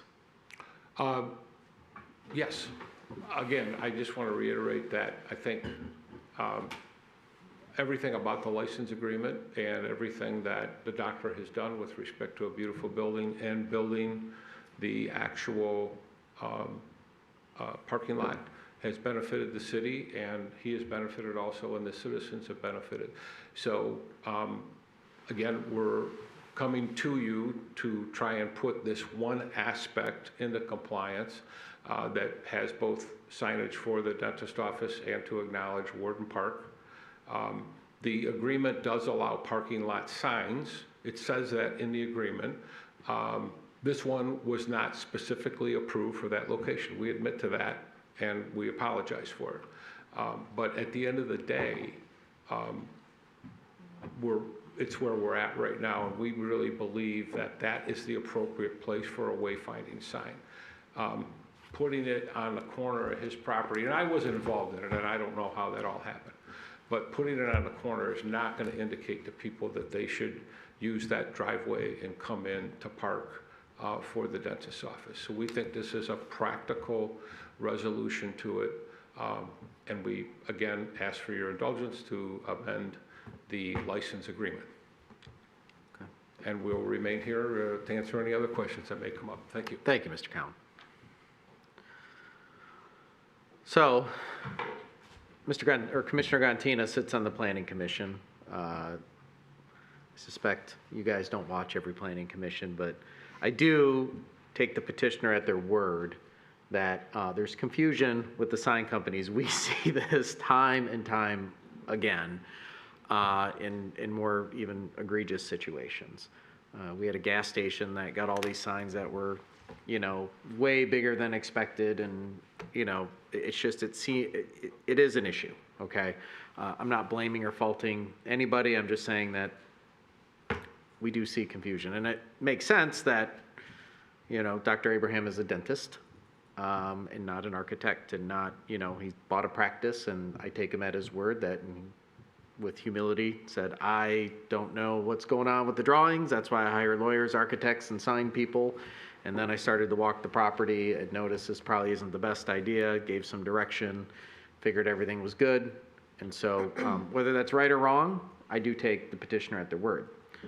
So the question comes down to, the situation exists, and let's just say it exists today, like how it got here, I know matters, but if we just take it for, okay, we have this thing in front of us today, we take the petitioner at their word that it wasn't anything nefarious. So the questions I'd like to talk about tonight are, what are the pros, what are the cons? So, and what's the harm, and what's the benefit? So the first question is, okay, so if it goes here, is there any harm to the city's position? Meaning, will it affect park goers? Will it create, any other sort of consternation? Will it take valuable real estate away from us that we can't use for other things? Were we going to plant shrubs there, put our own sign? What does that harm? Second part is like, what's the benefit? Wayfinding is an issue. I agree. I think, the previous where the sign was supposed to go, I think you're going to see a lot of people turn down Windermere and try to park behind the building if the sign were to go there. So I do see the natural desire to want to put it there, because people aren't driving into the building, into the chair to get work done. They're driving into the parking lot, right? You're putting the wayfinding near the parking lot. So going back, and if you had to do this all over again, I would say that's probably a little better of a wayfinding sign, even though that wasn't, maybe discussed in detail or known at the time or an issue at the time. So I don't know. It's a tough one. I mean, certainly we have somebody that, we have 43 spots that we didn't have before. That's a good thing. Mr. Murphy, oh my gosh, I'm losing my vocabulary as the night goes on. Where the sign is placed, that isn't, from the entrance, that island would have been there anyways as part of the design, correct? Correct, and the sign is not providing any obstruction to a vehicle exiting the site from seeing someone on the sidewalk traversing across the soon-to-be drive. And that just would have been grass planted there? Yes, correct. That we'd have to mow? Because it'd be the park's responsibility or their responsibility? Their responsibility. Okay, so then we wouldn't have to mow it. Okay, so that's what I think we got to kind of look at tonight and weigh it. and see where this goes. So I see some hands. Uh-oh. Is that a hand, Commissioner Hunt? Okay, we'll go with Commissioner Hunt and then Commissioner Herzog. Well, I'll start by saying it's a beautiful building. I was concerned when it first started going up. I walk that area every day, and my dog likes to play in that little area, so I was a little ticked that it took away her little play area. But it's a beautiful building, and from what I hear, it's a great business. And I know, Mr. Mayor, you want to look at, where we are now and what we're, doing moving forward. But I just can't ignore the fact that, there was a process in place. There was an agreement that was agreed to. And it feels like a convenient mistake that was made. And so now we're looking at, okay, how do we just kind of forget about that and move forward? I'm concerned that in the future, developers and business owners will come to us and say, oops, I made a mistake now, and you overlooked this one. Can you overlook mine as well? So that's a burden that I think the city would have moving forward with this. But I will say, I think, the location currently is, or where it's going, or where you're proposing that it goes, is a better location than where it was. It is actually doing the wayfinding, whereas in the other location, you're having two signs with the name on the same side. It really doesn't make sense. I still don't know where I'm going to land on this, but that's my 2 cents. Commissioner Herzog. Thank you. I agree that there were a lot of wins for both parties, and I do feel for the mistake that was made. I don't necessarily think it was intentional, but I also agree with the points that Commissioner Hunt made. My concerns are a little different than just the location of it. It's the sign itself. And I was bringing up some questions around sponsorship because we have a sign in Centennial Commons that says presented by Henry Ford.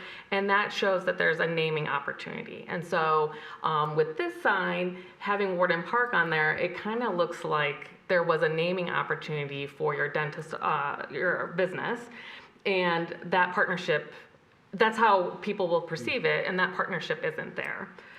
We also have our own park branding. So in the state of Michigan, we have state parks, and we know what that looks like. We have county parks, and we know what those signage look like. And we also have city parks, and we have a Warden Park sign there.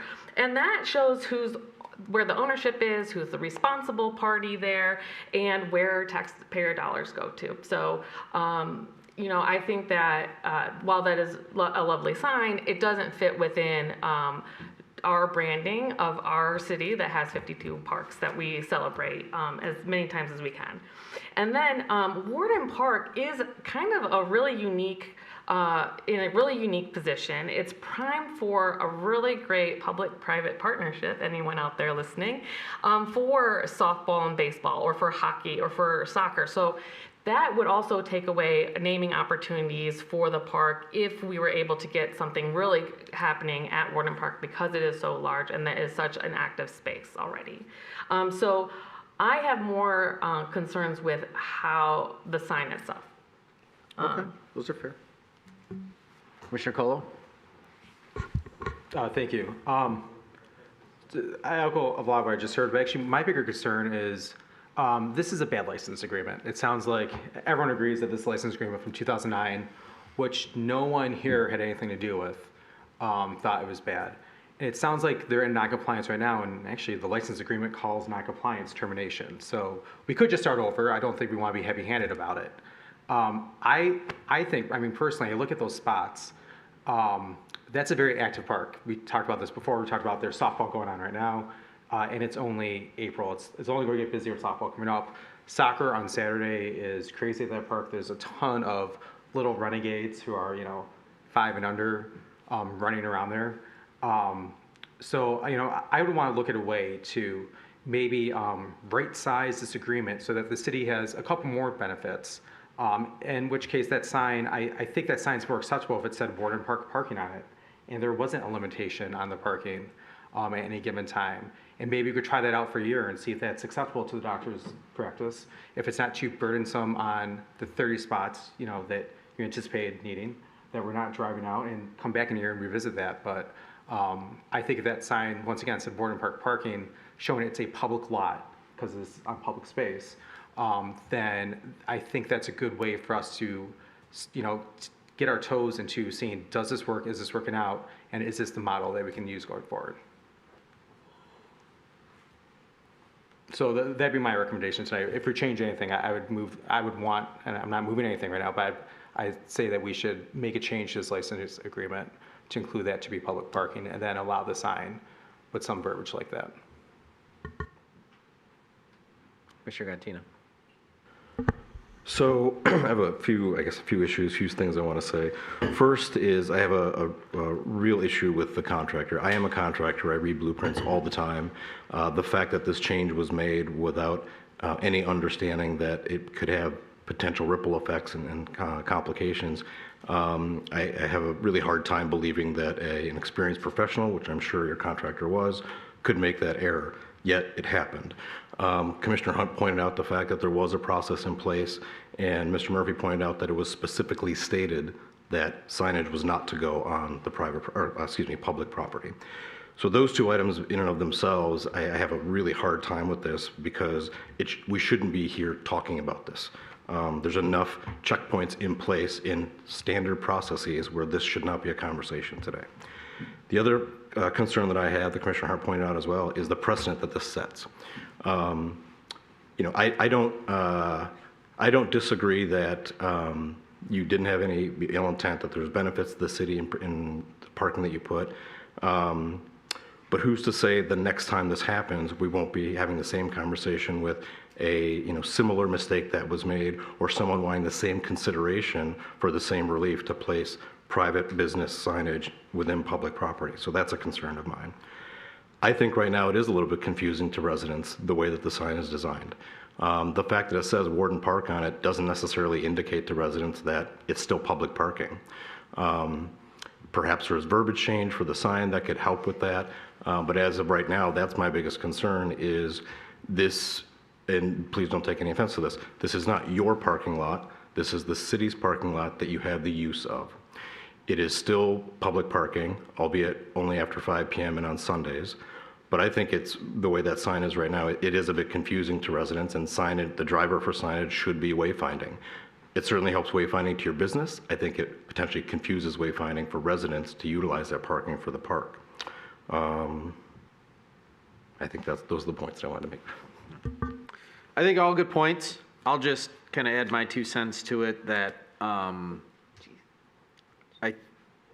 Chief? Oh, Rebecca Cheatham, Commissioner Cheatham, go. I go after you. Okay, it's up to you. I'll after you. Okay, you sure? Okay, because maybe then you can use my stuff and see if I got it wrong and correct me. I don't mean that in a bad way. I mean it in a good way, because this is kind of the way I'm thinking about it. So we talk about precedents. I get it. I can't think of very many cases where we actually have this type of arrangement. I can think of one other on Woodward with Memorial Park and the dealership, which I have my own irritations with that one. There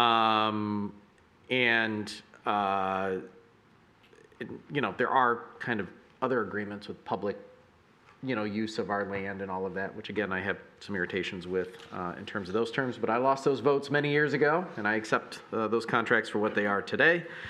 But with this one, get it, mistake, we don't want to set precedent or whatever, and I get that. But I think this one is, show another situation that's exactly identical. That will be probably hard to find in the city in the future.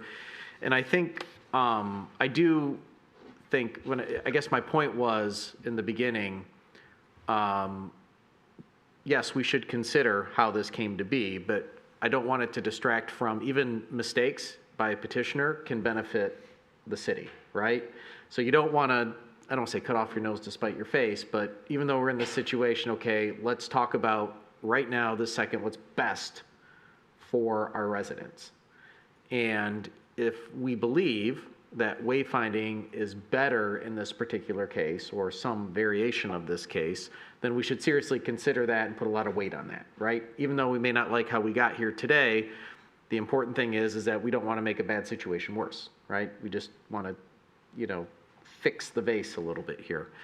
I do agree, and one of the concerns I had with this, the more that I think about it, is what does that mean, Warden Park? I mean, the branding issues, but also does it look like Parkview Dinner of Warden Park, and then people might be apprehensive to park in there, and then we've lost that benefit that we get with those 43 spaces. So I think it's okay to talk about language on the sign. I'll check with the city attorneys because this is a license agreement and not a sign. You know, we're not typically allowed to read what's on a sign, but because this is part of a negotiated agreement, we can talk about it. If it just said public parking, because if you're going to the dentist's office or if you're going to the park, public parking's fine, right? It's just anybody, I mean, you can park way down at the north end of Warden Park and go to the dentist's office if you want, because you don't want someone, like if you're like me, you don't want someone to ding your car. A lot more spots down there, you park down there. But that might alleviate some of that confusion and let people know, like, hey, there is public parking. If there are signs there that say, you know, after 5 p.m., that's okay. They can read it when they get in there, but there's other spots for the park. And if you're a patron of the business, you're driving up, you see the sign there, you pull it, you're like, oh, I'm supposed to be here. Oh, it's public parking. Oh, okay, I can park here and do whatever I want. I can go to the dentist's office, go to the park, whatever. It's public parking. It's for everyone. So, I don't know. Those are a couple thoughts I have to maybe chew on. Commissioner Cheatham?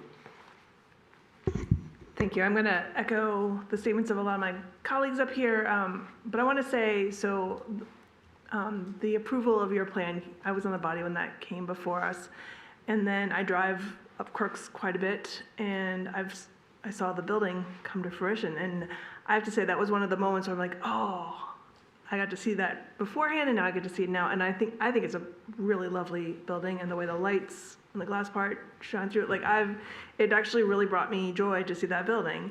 And then I got my package this weekend, and I'm looking at this, and I'm like, oh, just kind of left a bad feeling in the pit of my stomach, because it read to me like, oh, now they're coming and asking forgiveness instead of asking permission, and that really, frankly, rubbed me the wrong way. You know, tonight, I don't think that's the case. It does seem like it was, on your part, an honest error. The contractor part, I hear what you're saying, Commissioner Gontina, so, that's not our job. So I do think it's an honest error on your part, and again, I see that this is being a value add to this area.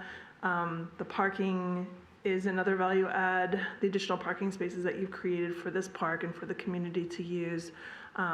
So, I'm leaning towards working with you on being able to put the sign in, but I do agree that I'd like to see the verbiage change on there. I like the idea of having it say public parking. One of my early thoughts was switching it so it was Warden Park and then the dental practice underneath, because it is on the park, it is the public land there. But so I think, with some changes to the sign, I can support it. But I do share Commissioner Hunt's concern. I think I've said up here before, I don't like when developers say what they want, they think we want them to hear to get approval, and then things don't come to be like that. That's something that I don't like to see. So I think whenever that situation comes up, I think this body will take a really hard look at the facts and weigh them for anybody else out there. But for this one, I think that there's some benefit added, and I can see why the wayfinding is important at this spot. Good points. And we do have folks come to Planning Commission. I don't want to say they try to play that trick, and we turn them down like, oh, I need a bigger sign because no one can see it. It's like, well, you had your site plan approved. Sorry about it. You're not getting it. Not that we know what they're doing, but it's like, this wasn't, this was obvious what you were trying to do. This one might be unique. I think I saw Commissioner Gantina's hand up first, and then Commissioner Herzog. I'll make it quick. I do think that we can probably come to some mutually acceptable resolution.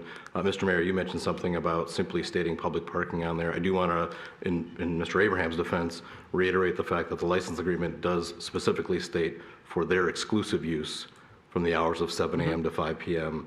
Monday through Saturday. So, whatever ends up happening with the signage, I think it is very important to make sure that it's very clear that those spaces are for that business's use as per the agreement that exists, to not necessarily diminish the agreement that was already in place. They did do what they were supposed to do in building that parking lot. So I want to make sure that we make sure to protect what they do actually have the rights to do.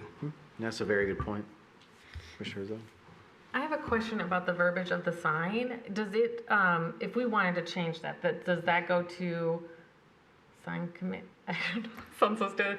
A sign commit, or does that make that decision happen tonight? So my understanding is the sign is compliant with our ordinance, right? But it is on our property anyway, so I guess we have that decision capability. But typically, actually, and I'm saying this at the risk of being wrong, but I'm looking at Mr. Murphy to give me a yes or no. Typically, when it comes to planning commission like we're not allowed to read what's on the signs, so we wouldn't be able to say public part, whatever, but this is unique because it's part of the license agreement, which allows us as a negotiating partner to call our terms. So to answer your question, typically no. Mm-hmm. This case, because it's a license agreement, it allows us to do things we wouldn't normally do. Okay. So, coming to this, I think, yes, we should definitely focus on the wins. Like we already have the wins. But for this question that is in front of us, I think that from my fellow commissioners have laid out that I'd be probably a no. The only time I was like, oh, waffling a little bit is when let's make something, we're where we are, and having public parking on the sign. However, does the public parking, so that's why I asked about the committee. If it went to a committee, does someone like kind of talk out the verbiage? Because I don't know if we're at the right state to do that. But does having a sign that says public parking, then do people start thinking, oh, I have to pay for parking? Because down here, we have public parking downtown, and people have to pay. And so are they now looking for a kiosk and they're like nervous to park there? So I don't know if, that's a good question. My first question would be do we have signs on the 43 spots that say exclusive parking from 8 to 5? Maybe I'll ask the petitioner that question. there wasn't yesterday. There wasn't. So we're basically not managing. It's not really being managed today anyways, right? Mm-hmm. So there's no signs today that say the parking restrictions for the public, right? No, there's no signs. No. Okay, because my argument would be, so that wouldn't really change with this. My argument would be it's public parking, and then if you pulled into that side, if it was an issue, it would have a sign that said, public parking at 5 p.m. to park closure or something. I see our attorneys moving around in their seats as if we're doing something. Just making room. Saying something. I believe Commissioner Colo believed he didn't have line of sight to you. Yeah. Oh, you guys are moving away so you could look at my handsome look. He didn't get enough from that picture of me stuffing my face from the foundation. Okay, so I think some of those things, like today, we're not seeing maybe too. We had the marshmallow drop thing where it was a little bit of an issue, I guess. But if you say public parking and then you have restrictions, I wouldn't put any signs on there unless it became an issue, right? I don't think there's a lot of park use between 7 and 5. Right. Yeah, come up, Mr. Cowan. Commissioner talk? I'm getting my questions answered first, Commissioner Colo. Well, first, to be perfectly honest, the dentist practice just opened in January, early January. And of course, the park wasn't being used, except people walking their dogs and other athletic pursuits in the winter. We really don't know until what's coming up in the very near future what the conflicts might be. Yeah. Because we just haven't had the uses. Like I said, I think you pointed out, a baseball team practicing, and there was obviously a soccer team out there. Looked like it was going to be okay, and I think it will be.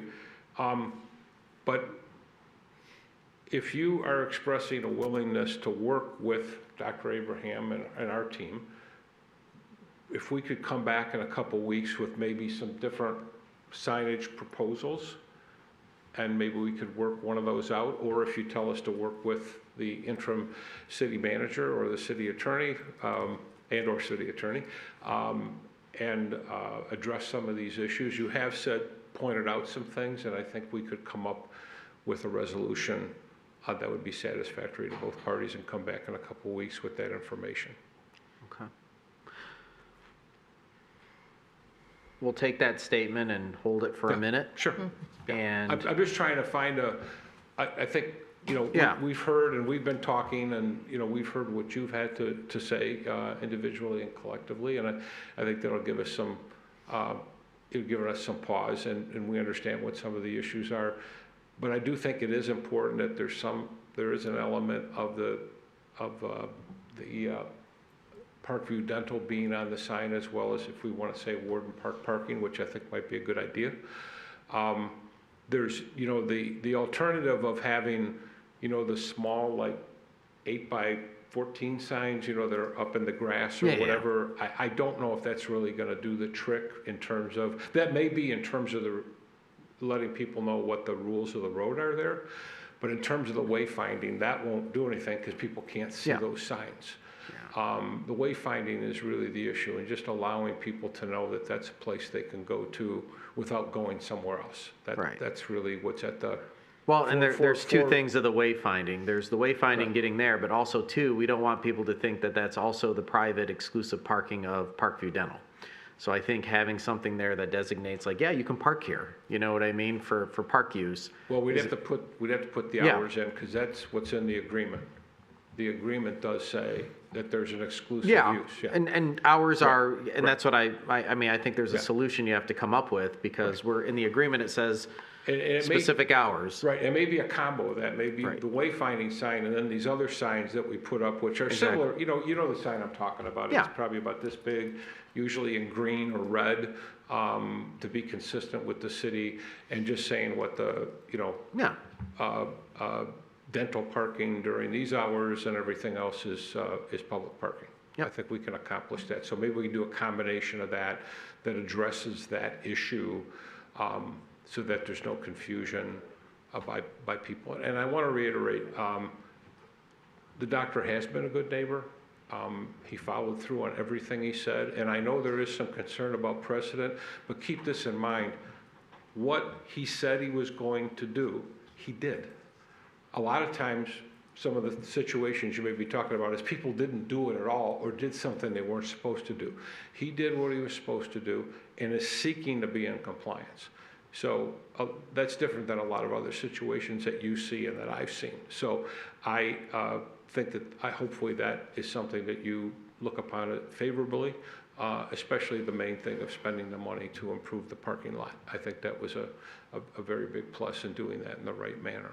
So that being said, that's what I would offer, we would offer to come back with some modifications and maybe a signage plan, so to speak, if you want to put it that way, as well as maybe some changes in the wayfinding sign that would be acceptable to you. Commissioner Colo. Thank you. I'm allowed to ask questions too. I see that. I was actually going to say almost exactly what he said and make a motion to the extent. But before I say that, I will say I disagree with Commissioner Contini. I do think if we change this, I'm a no vote unless we change this to allow public parking.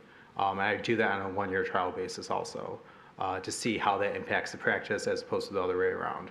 I think it's a public space. I think it confuses people more if we were to put up signs saying you can't park here.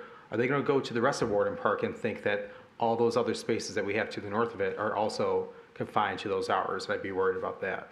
And then we'd have sign pollution all over the place. We're adding all these little signs saying, yeah, this is okay spot, that's not an okay spot. The license agreement also only calls out 30 spots and they built 42. So how do we delineate those? They don't get all 42, the license agreement says 30. So there's a lot that goes into that. But I would make a motion to postpone and direct city staff to negotiate changes to this with the petitioner. A motion from Commissioner Colo. Is there a second? Second by Commissioner Chisholm. Discussion. I'll just say negotiate. I assume you mean talk about terms that the petitioner heard some feedback today from us and come up with a new amendment to the license agreement to present in front of us. Is everybody on the same page? Is that what the motion maker's understanding is? And is that what our city attorney and interim city manager's understanding is? Okay, good. Discussion? All right, with none, I'll call for the vote. All those in favor say aye. Aye. Those opposed? All right, motion passes. We'll get another bite at the apple here, see if we can find a solution that works. But I'll just be blunt. We spent 40 minutes on a sign. You're important to us. Your business matters. But we're not. I don't think we're going to come back 10 times back and forth. I don't think you want to do that either. So let's get it right this next time around. Thank you. All right. Thanks, guys. All right. That brings us to item 11, award of contract of network cabling and demolition. Library Director Irwin, thank you for sticking around. Sure. I don't have any dad jokes or mom jokes, so I hope that you guys have some. But this is a fairly straightforward proposal. The city was upgrading the network throughout the city, and Convergent Technologies, who we worked with on our security camera replacement project last year, has a lot of experience working with E-rate.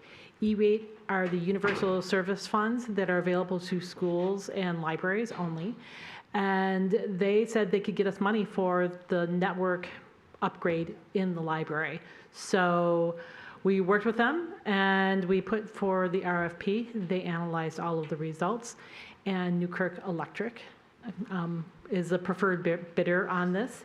And what it comes down to is that a nearly $80,000 project is only going to cost the city $40,000. So the exact numbers are in the contract, in the paperwork I sent to you, which is on my phone, which is for $39,561.05. So it is saving that exact amount for the E-rate. I have to give credit to Assistant City Attorney Josh Markham, who helped me through this process as we were transitioning between directors of IT. So we are just putting forward that the city accept this contract for Newkirk Electric. And we're putting it forward because those funds are tied to the library in particular. Any questions? And thank you, Mayor and Commissioner. Okay, no, I mean, it's pretty straightforward. We're getting a deal, a little assistance on it. And so makes sense to me. Commissioner Cheatham? I move approval. Motion by Commissioner Cheatham, second by Commissioner Herzog. Discussion? If not, I'll call for the vote. All those in favor say aye. Aye. Those opposed? Motion passes. All right. Thank you. Have a good night. You too. Sorry. It's getting late, so I was like, sorry, I'm serious. I want to know what's in that mug over there. I wish it was more than one. Good evening. Good evening. We have professional service agreement. All right. For the new city website. Com Director Sokol, the floor is yours. Thank you very much. Super excited for this. So this is going to be a recommendation tonight that as part of a website content update and refresh, we change vendors for our website. Just a quick reminder, our current provider is Civic Plus. This is a commonly used government website vendor, contracted initially in 2016. So it's been about 10 years and has not really seen an update since then. It's costing $33,500 annually, which is mid-range for this kind of service. When I was hired last spring, this is one of the things I looked at. Anytime I think we see like a 10-year contract without a lot of updates, I think it behooves us to take a closer look at that, see if it's still working and if the value proposition is good. And what I found was there were a lot of opinions about the website. And so to me, bottom line, we're going to have to refresh this. We're going to have to look at our content and do an audit throughout the site. We're going to have to make some accessibility updates. So let's put forward a process and see, do we keep our vendor or do we move on? So last year I did a series of very structured internal user groups, focus groups, if you will, and then some less structured external user groups by attending several of our boards and commission meetings, as well as the senior group that is held at the recreation. and talking to them just about their experiences using the website and putting together some themes. We didn't get a lot of positive. In fact, I don't know that we got any positive. These comments on here kind of represent the key pieces that we heard kind of over and over and over again. Number one, searching feels like it yields, I'm going to say, non-weighted content.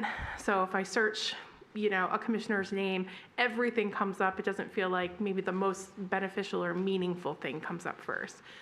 Doesn't scale well from phone or tablet to website and vice versa. A lot of angst about calendars, because the person looking for a commission meeting is not the person looking for the marshmallow drop, and that goes for many different departments. So there's a lot of kind of strife there.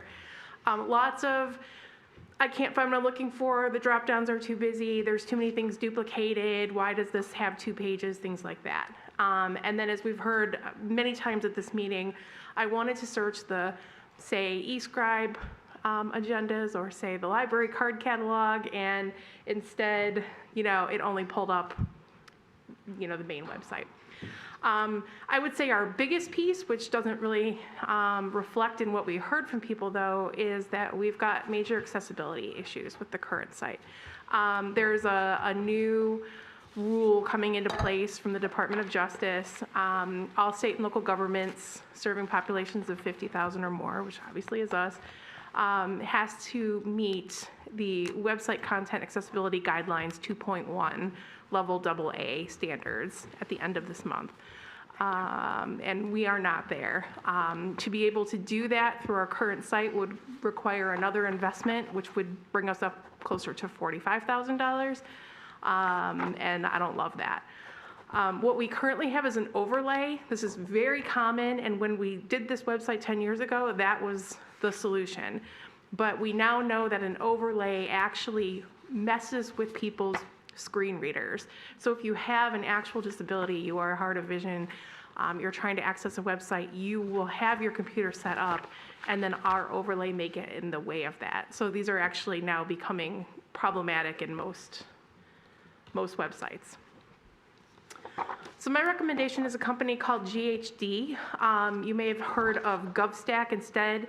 GHD is the company. They've been around for almost 30 years.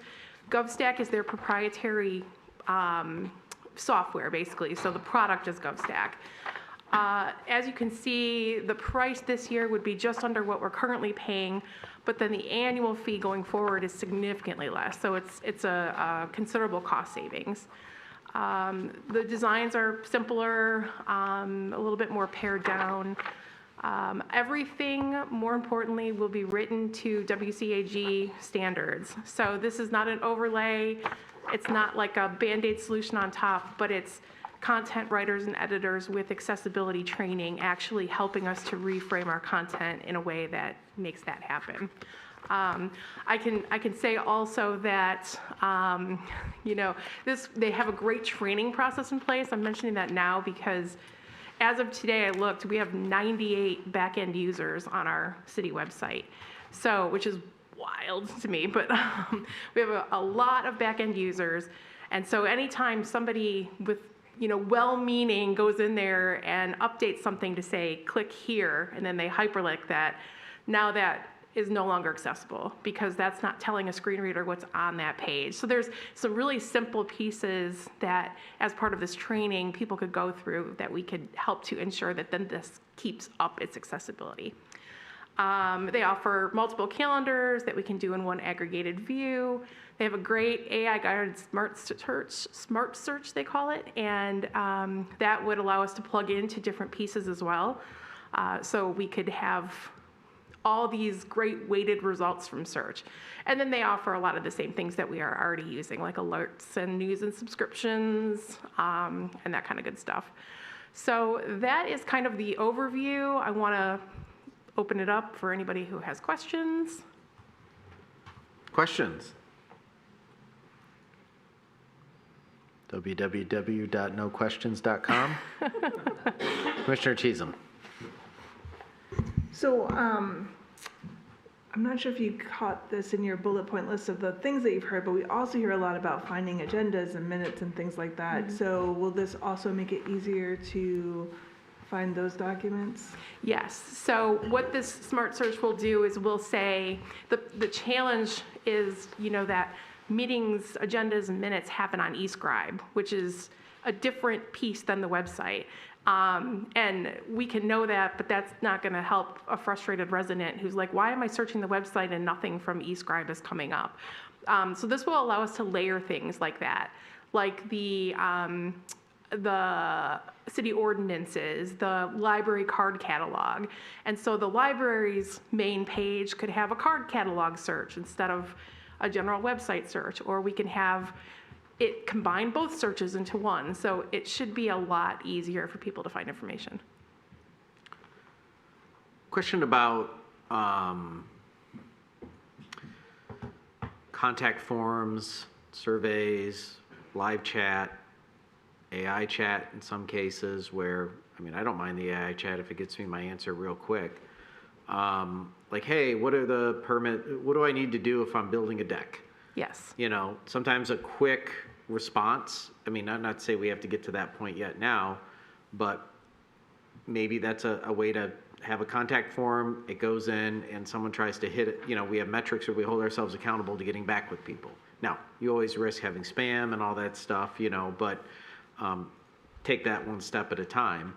That is included with that's this. Included in there? That is included. Judy and I and former IT director Chris did a thorough interview process with our top 3 candidates, and they walked us through how this AI-guided smart search would help people doing those kind of common things, fireworks hours, dog licenses, permits, and pulling up information, guiding them right to that part of the website. Perfect. Or even at some point in time responding to them like, oh, the fireworks by state statute, blah, blah, blah, blah, blah. It says that the maximum we can limit it to is this, this, and this. And yes, absolutely. Or even going over the budget. Like, yes. Where is my tax dollars being spent? Here's your budget, and you can see, turn to page whatever, read the dissertation. Commissioner Gantina. So you've got staff training on there. Just a quick question: as future minor updates are necessary as we kind of continue forward, does part of their training include the ability for our staff to make those updates, or for those changes do we have to go back to them to do it? No. Yeah, everything can be made in-house. It's a very kind of drag and drop. It blows my mind how content management systems have matured just in my however many years I've been since grad school. But yeah, it's a very easy process to learn. I would like, kind of off the record here too, to close down that back end process a little bit. And, the training that Judy and I and the other kind of super users will go through, we will then scale that back into like an hour-long training with some kind of key pieces to it that we would have other staff go through kind of one by one so that we can make sure that everybody's using the same language there. And would you be looking to pare down the number of back-end users than we currently have? Okay, just checking. Yeah. How does this, do you see it all, the umbrella incorporating all, obviously all departments, and some departments are a little different than others. So for example, the police department is going to operate a little differently and may have things that they want to do online versus what might be part of a traditional suite. You may have the DDA that looks at it. You may have the Royal Oak Civic Foundation. Yeah. How is that fitting into, both mechanically, contractually under the umbrella? Everything that is currently an entity within our ROMI.gov right now will fit into this, including the library. One of the things that we looked at was that exact thing. If you are coming to, for say, like the DDA and you're interested in downtown, you might want to see a really cool, big, sweeping, beautiful photo or video. But if you're on your phone and you're coming to the parking website, no. You know what I mean? Give me bullet points, give me easy search. And this will allow everybody to kind of choose their own format. So, we'll keep it a little buttoned up so that we don't get too far flung here in our design. But what they'll do is give us a design concept, we'll agree to it, and then they say, okay, great, there's 25 templates within that. And you decide which is which for each department. You say, we're gonna have a big hero image. No, we're gonna turn that off on mobile.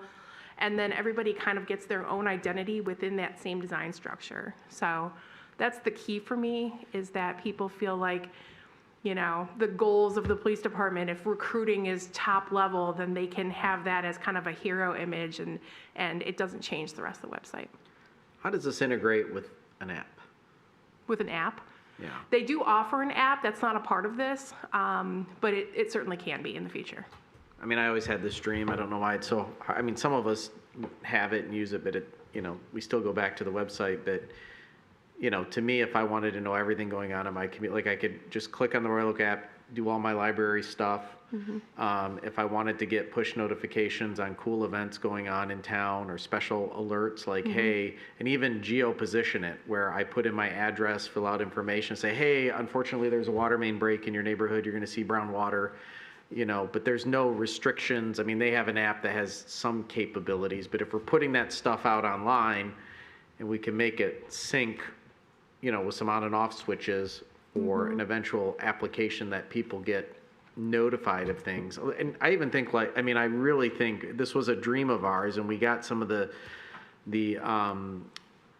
geo stuff done, but at some point in time, like even when we have planning commission projects or whatever, we send letters for those who have a registered address. It would be great to, you know, send them a notification of new projects coming to town and like, hey, you know, they're putting this up. There'll be a planning commission meeting on whatever date in case they throw that letter away. So that I mean, it may not be ready available, but is that capability at least? Some of that is possible. If it's not included in this, it's still possible. Some of that is probably not possible with this website, most websites. Some of that would be a plugin. Some of what you're talking about is like a C-click fix or, you know, and they have a similar kind of service, but you know, if we were going to go that route, it would probably make more sense for us to actually look at all the vendors. Does it make more sense to go with this, or does it make more sense to go with an external? Or you just look at an app plugin? vendor and you say, look, this is stuff we have online, scan it, cover it, pop it in with these sort of API instructions, whatever it may be. Okay, cool.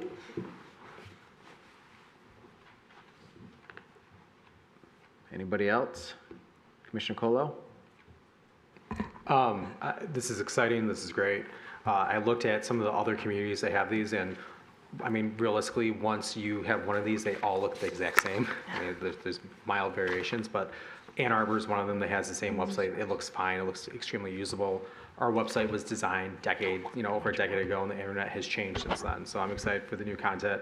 I'm excited to see all the new pages kind of realigned with have a cohesive look too. You know, if you go to planning divisions, different than engineering building, they all just have different type of information. So with that, with all the discussions seem to be had, I'll move approval. We have a motion by Commissioner Colo. Is there a second? Second by Commissioner Herzog. Discussion. Commissioner Teasum. So I just want to comment on the disability alignment with that policy. So we have to do it at universities as well. And so I can just say that it is very challenging. As much as my values are aligned with making things accessible for everyone, the actual changing of content and making sure it is in alignment is really, really hard. I'm not a communications expert, and I have to do this for all of my courses, have online content. So I just want to say, like, having a tool that's going to make that easier is actually I cannot emphasize enough how much that will make things easier for staff, because it's just a huge challenge. Yes, I completely agree. I mean, this will be for PDFs, for presentations, for literally everything we do, every video.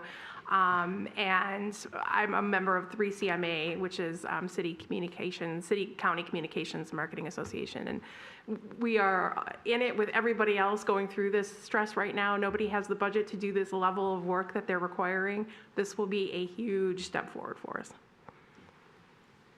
Excellent. All right. I'll call for the vote. All those in favor say aye. Aye. Those opposed, motion passes. Thank you, Kara. Good job. Thank you. All right. This brings us to item 13, adjournment. We have a motion Motion to adjourn. by Commissioner Herzog and a second by Commissioner Gantina.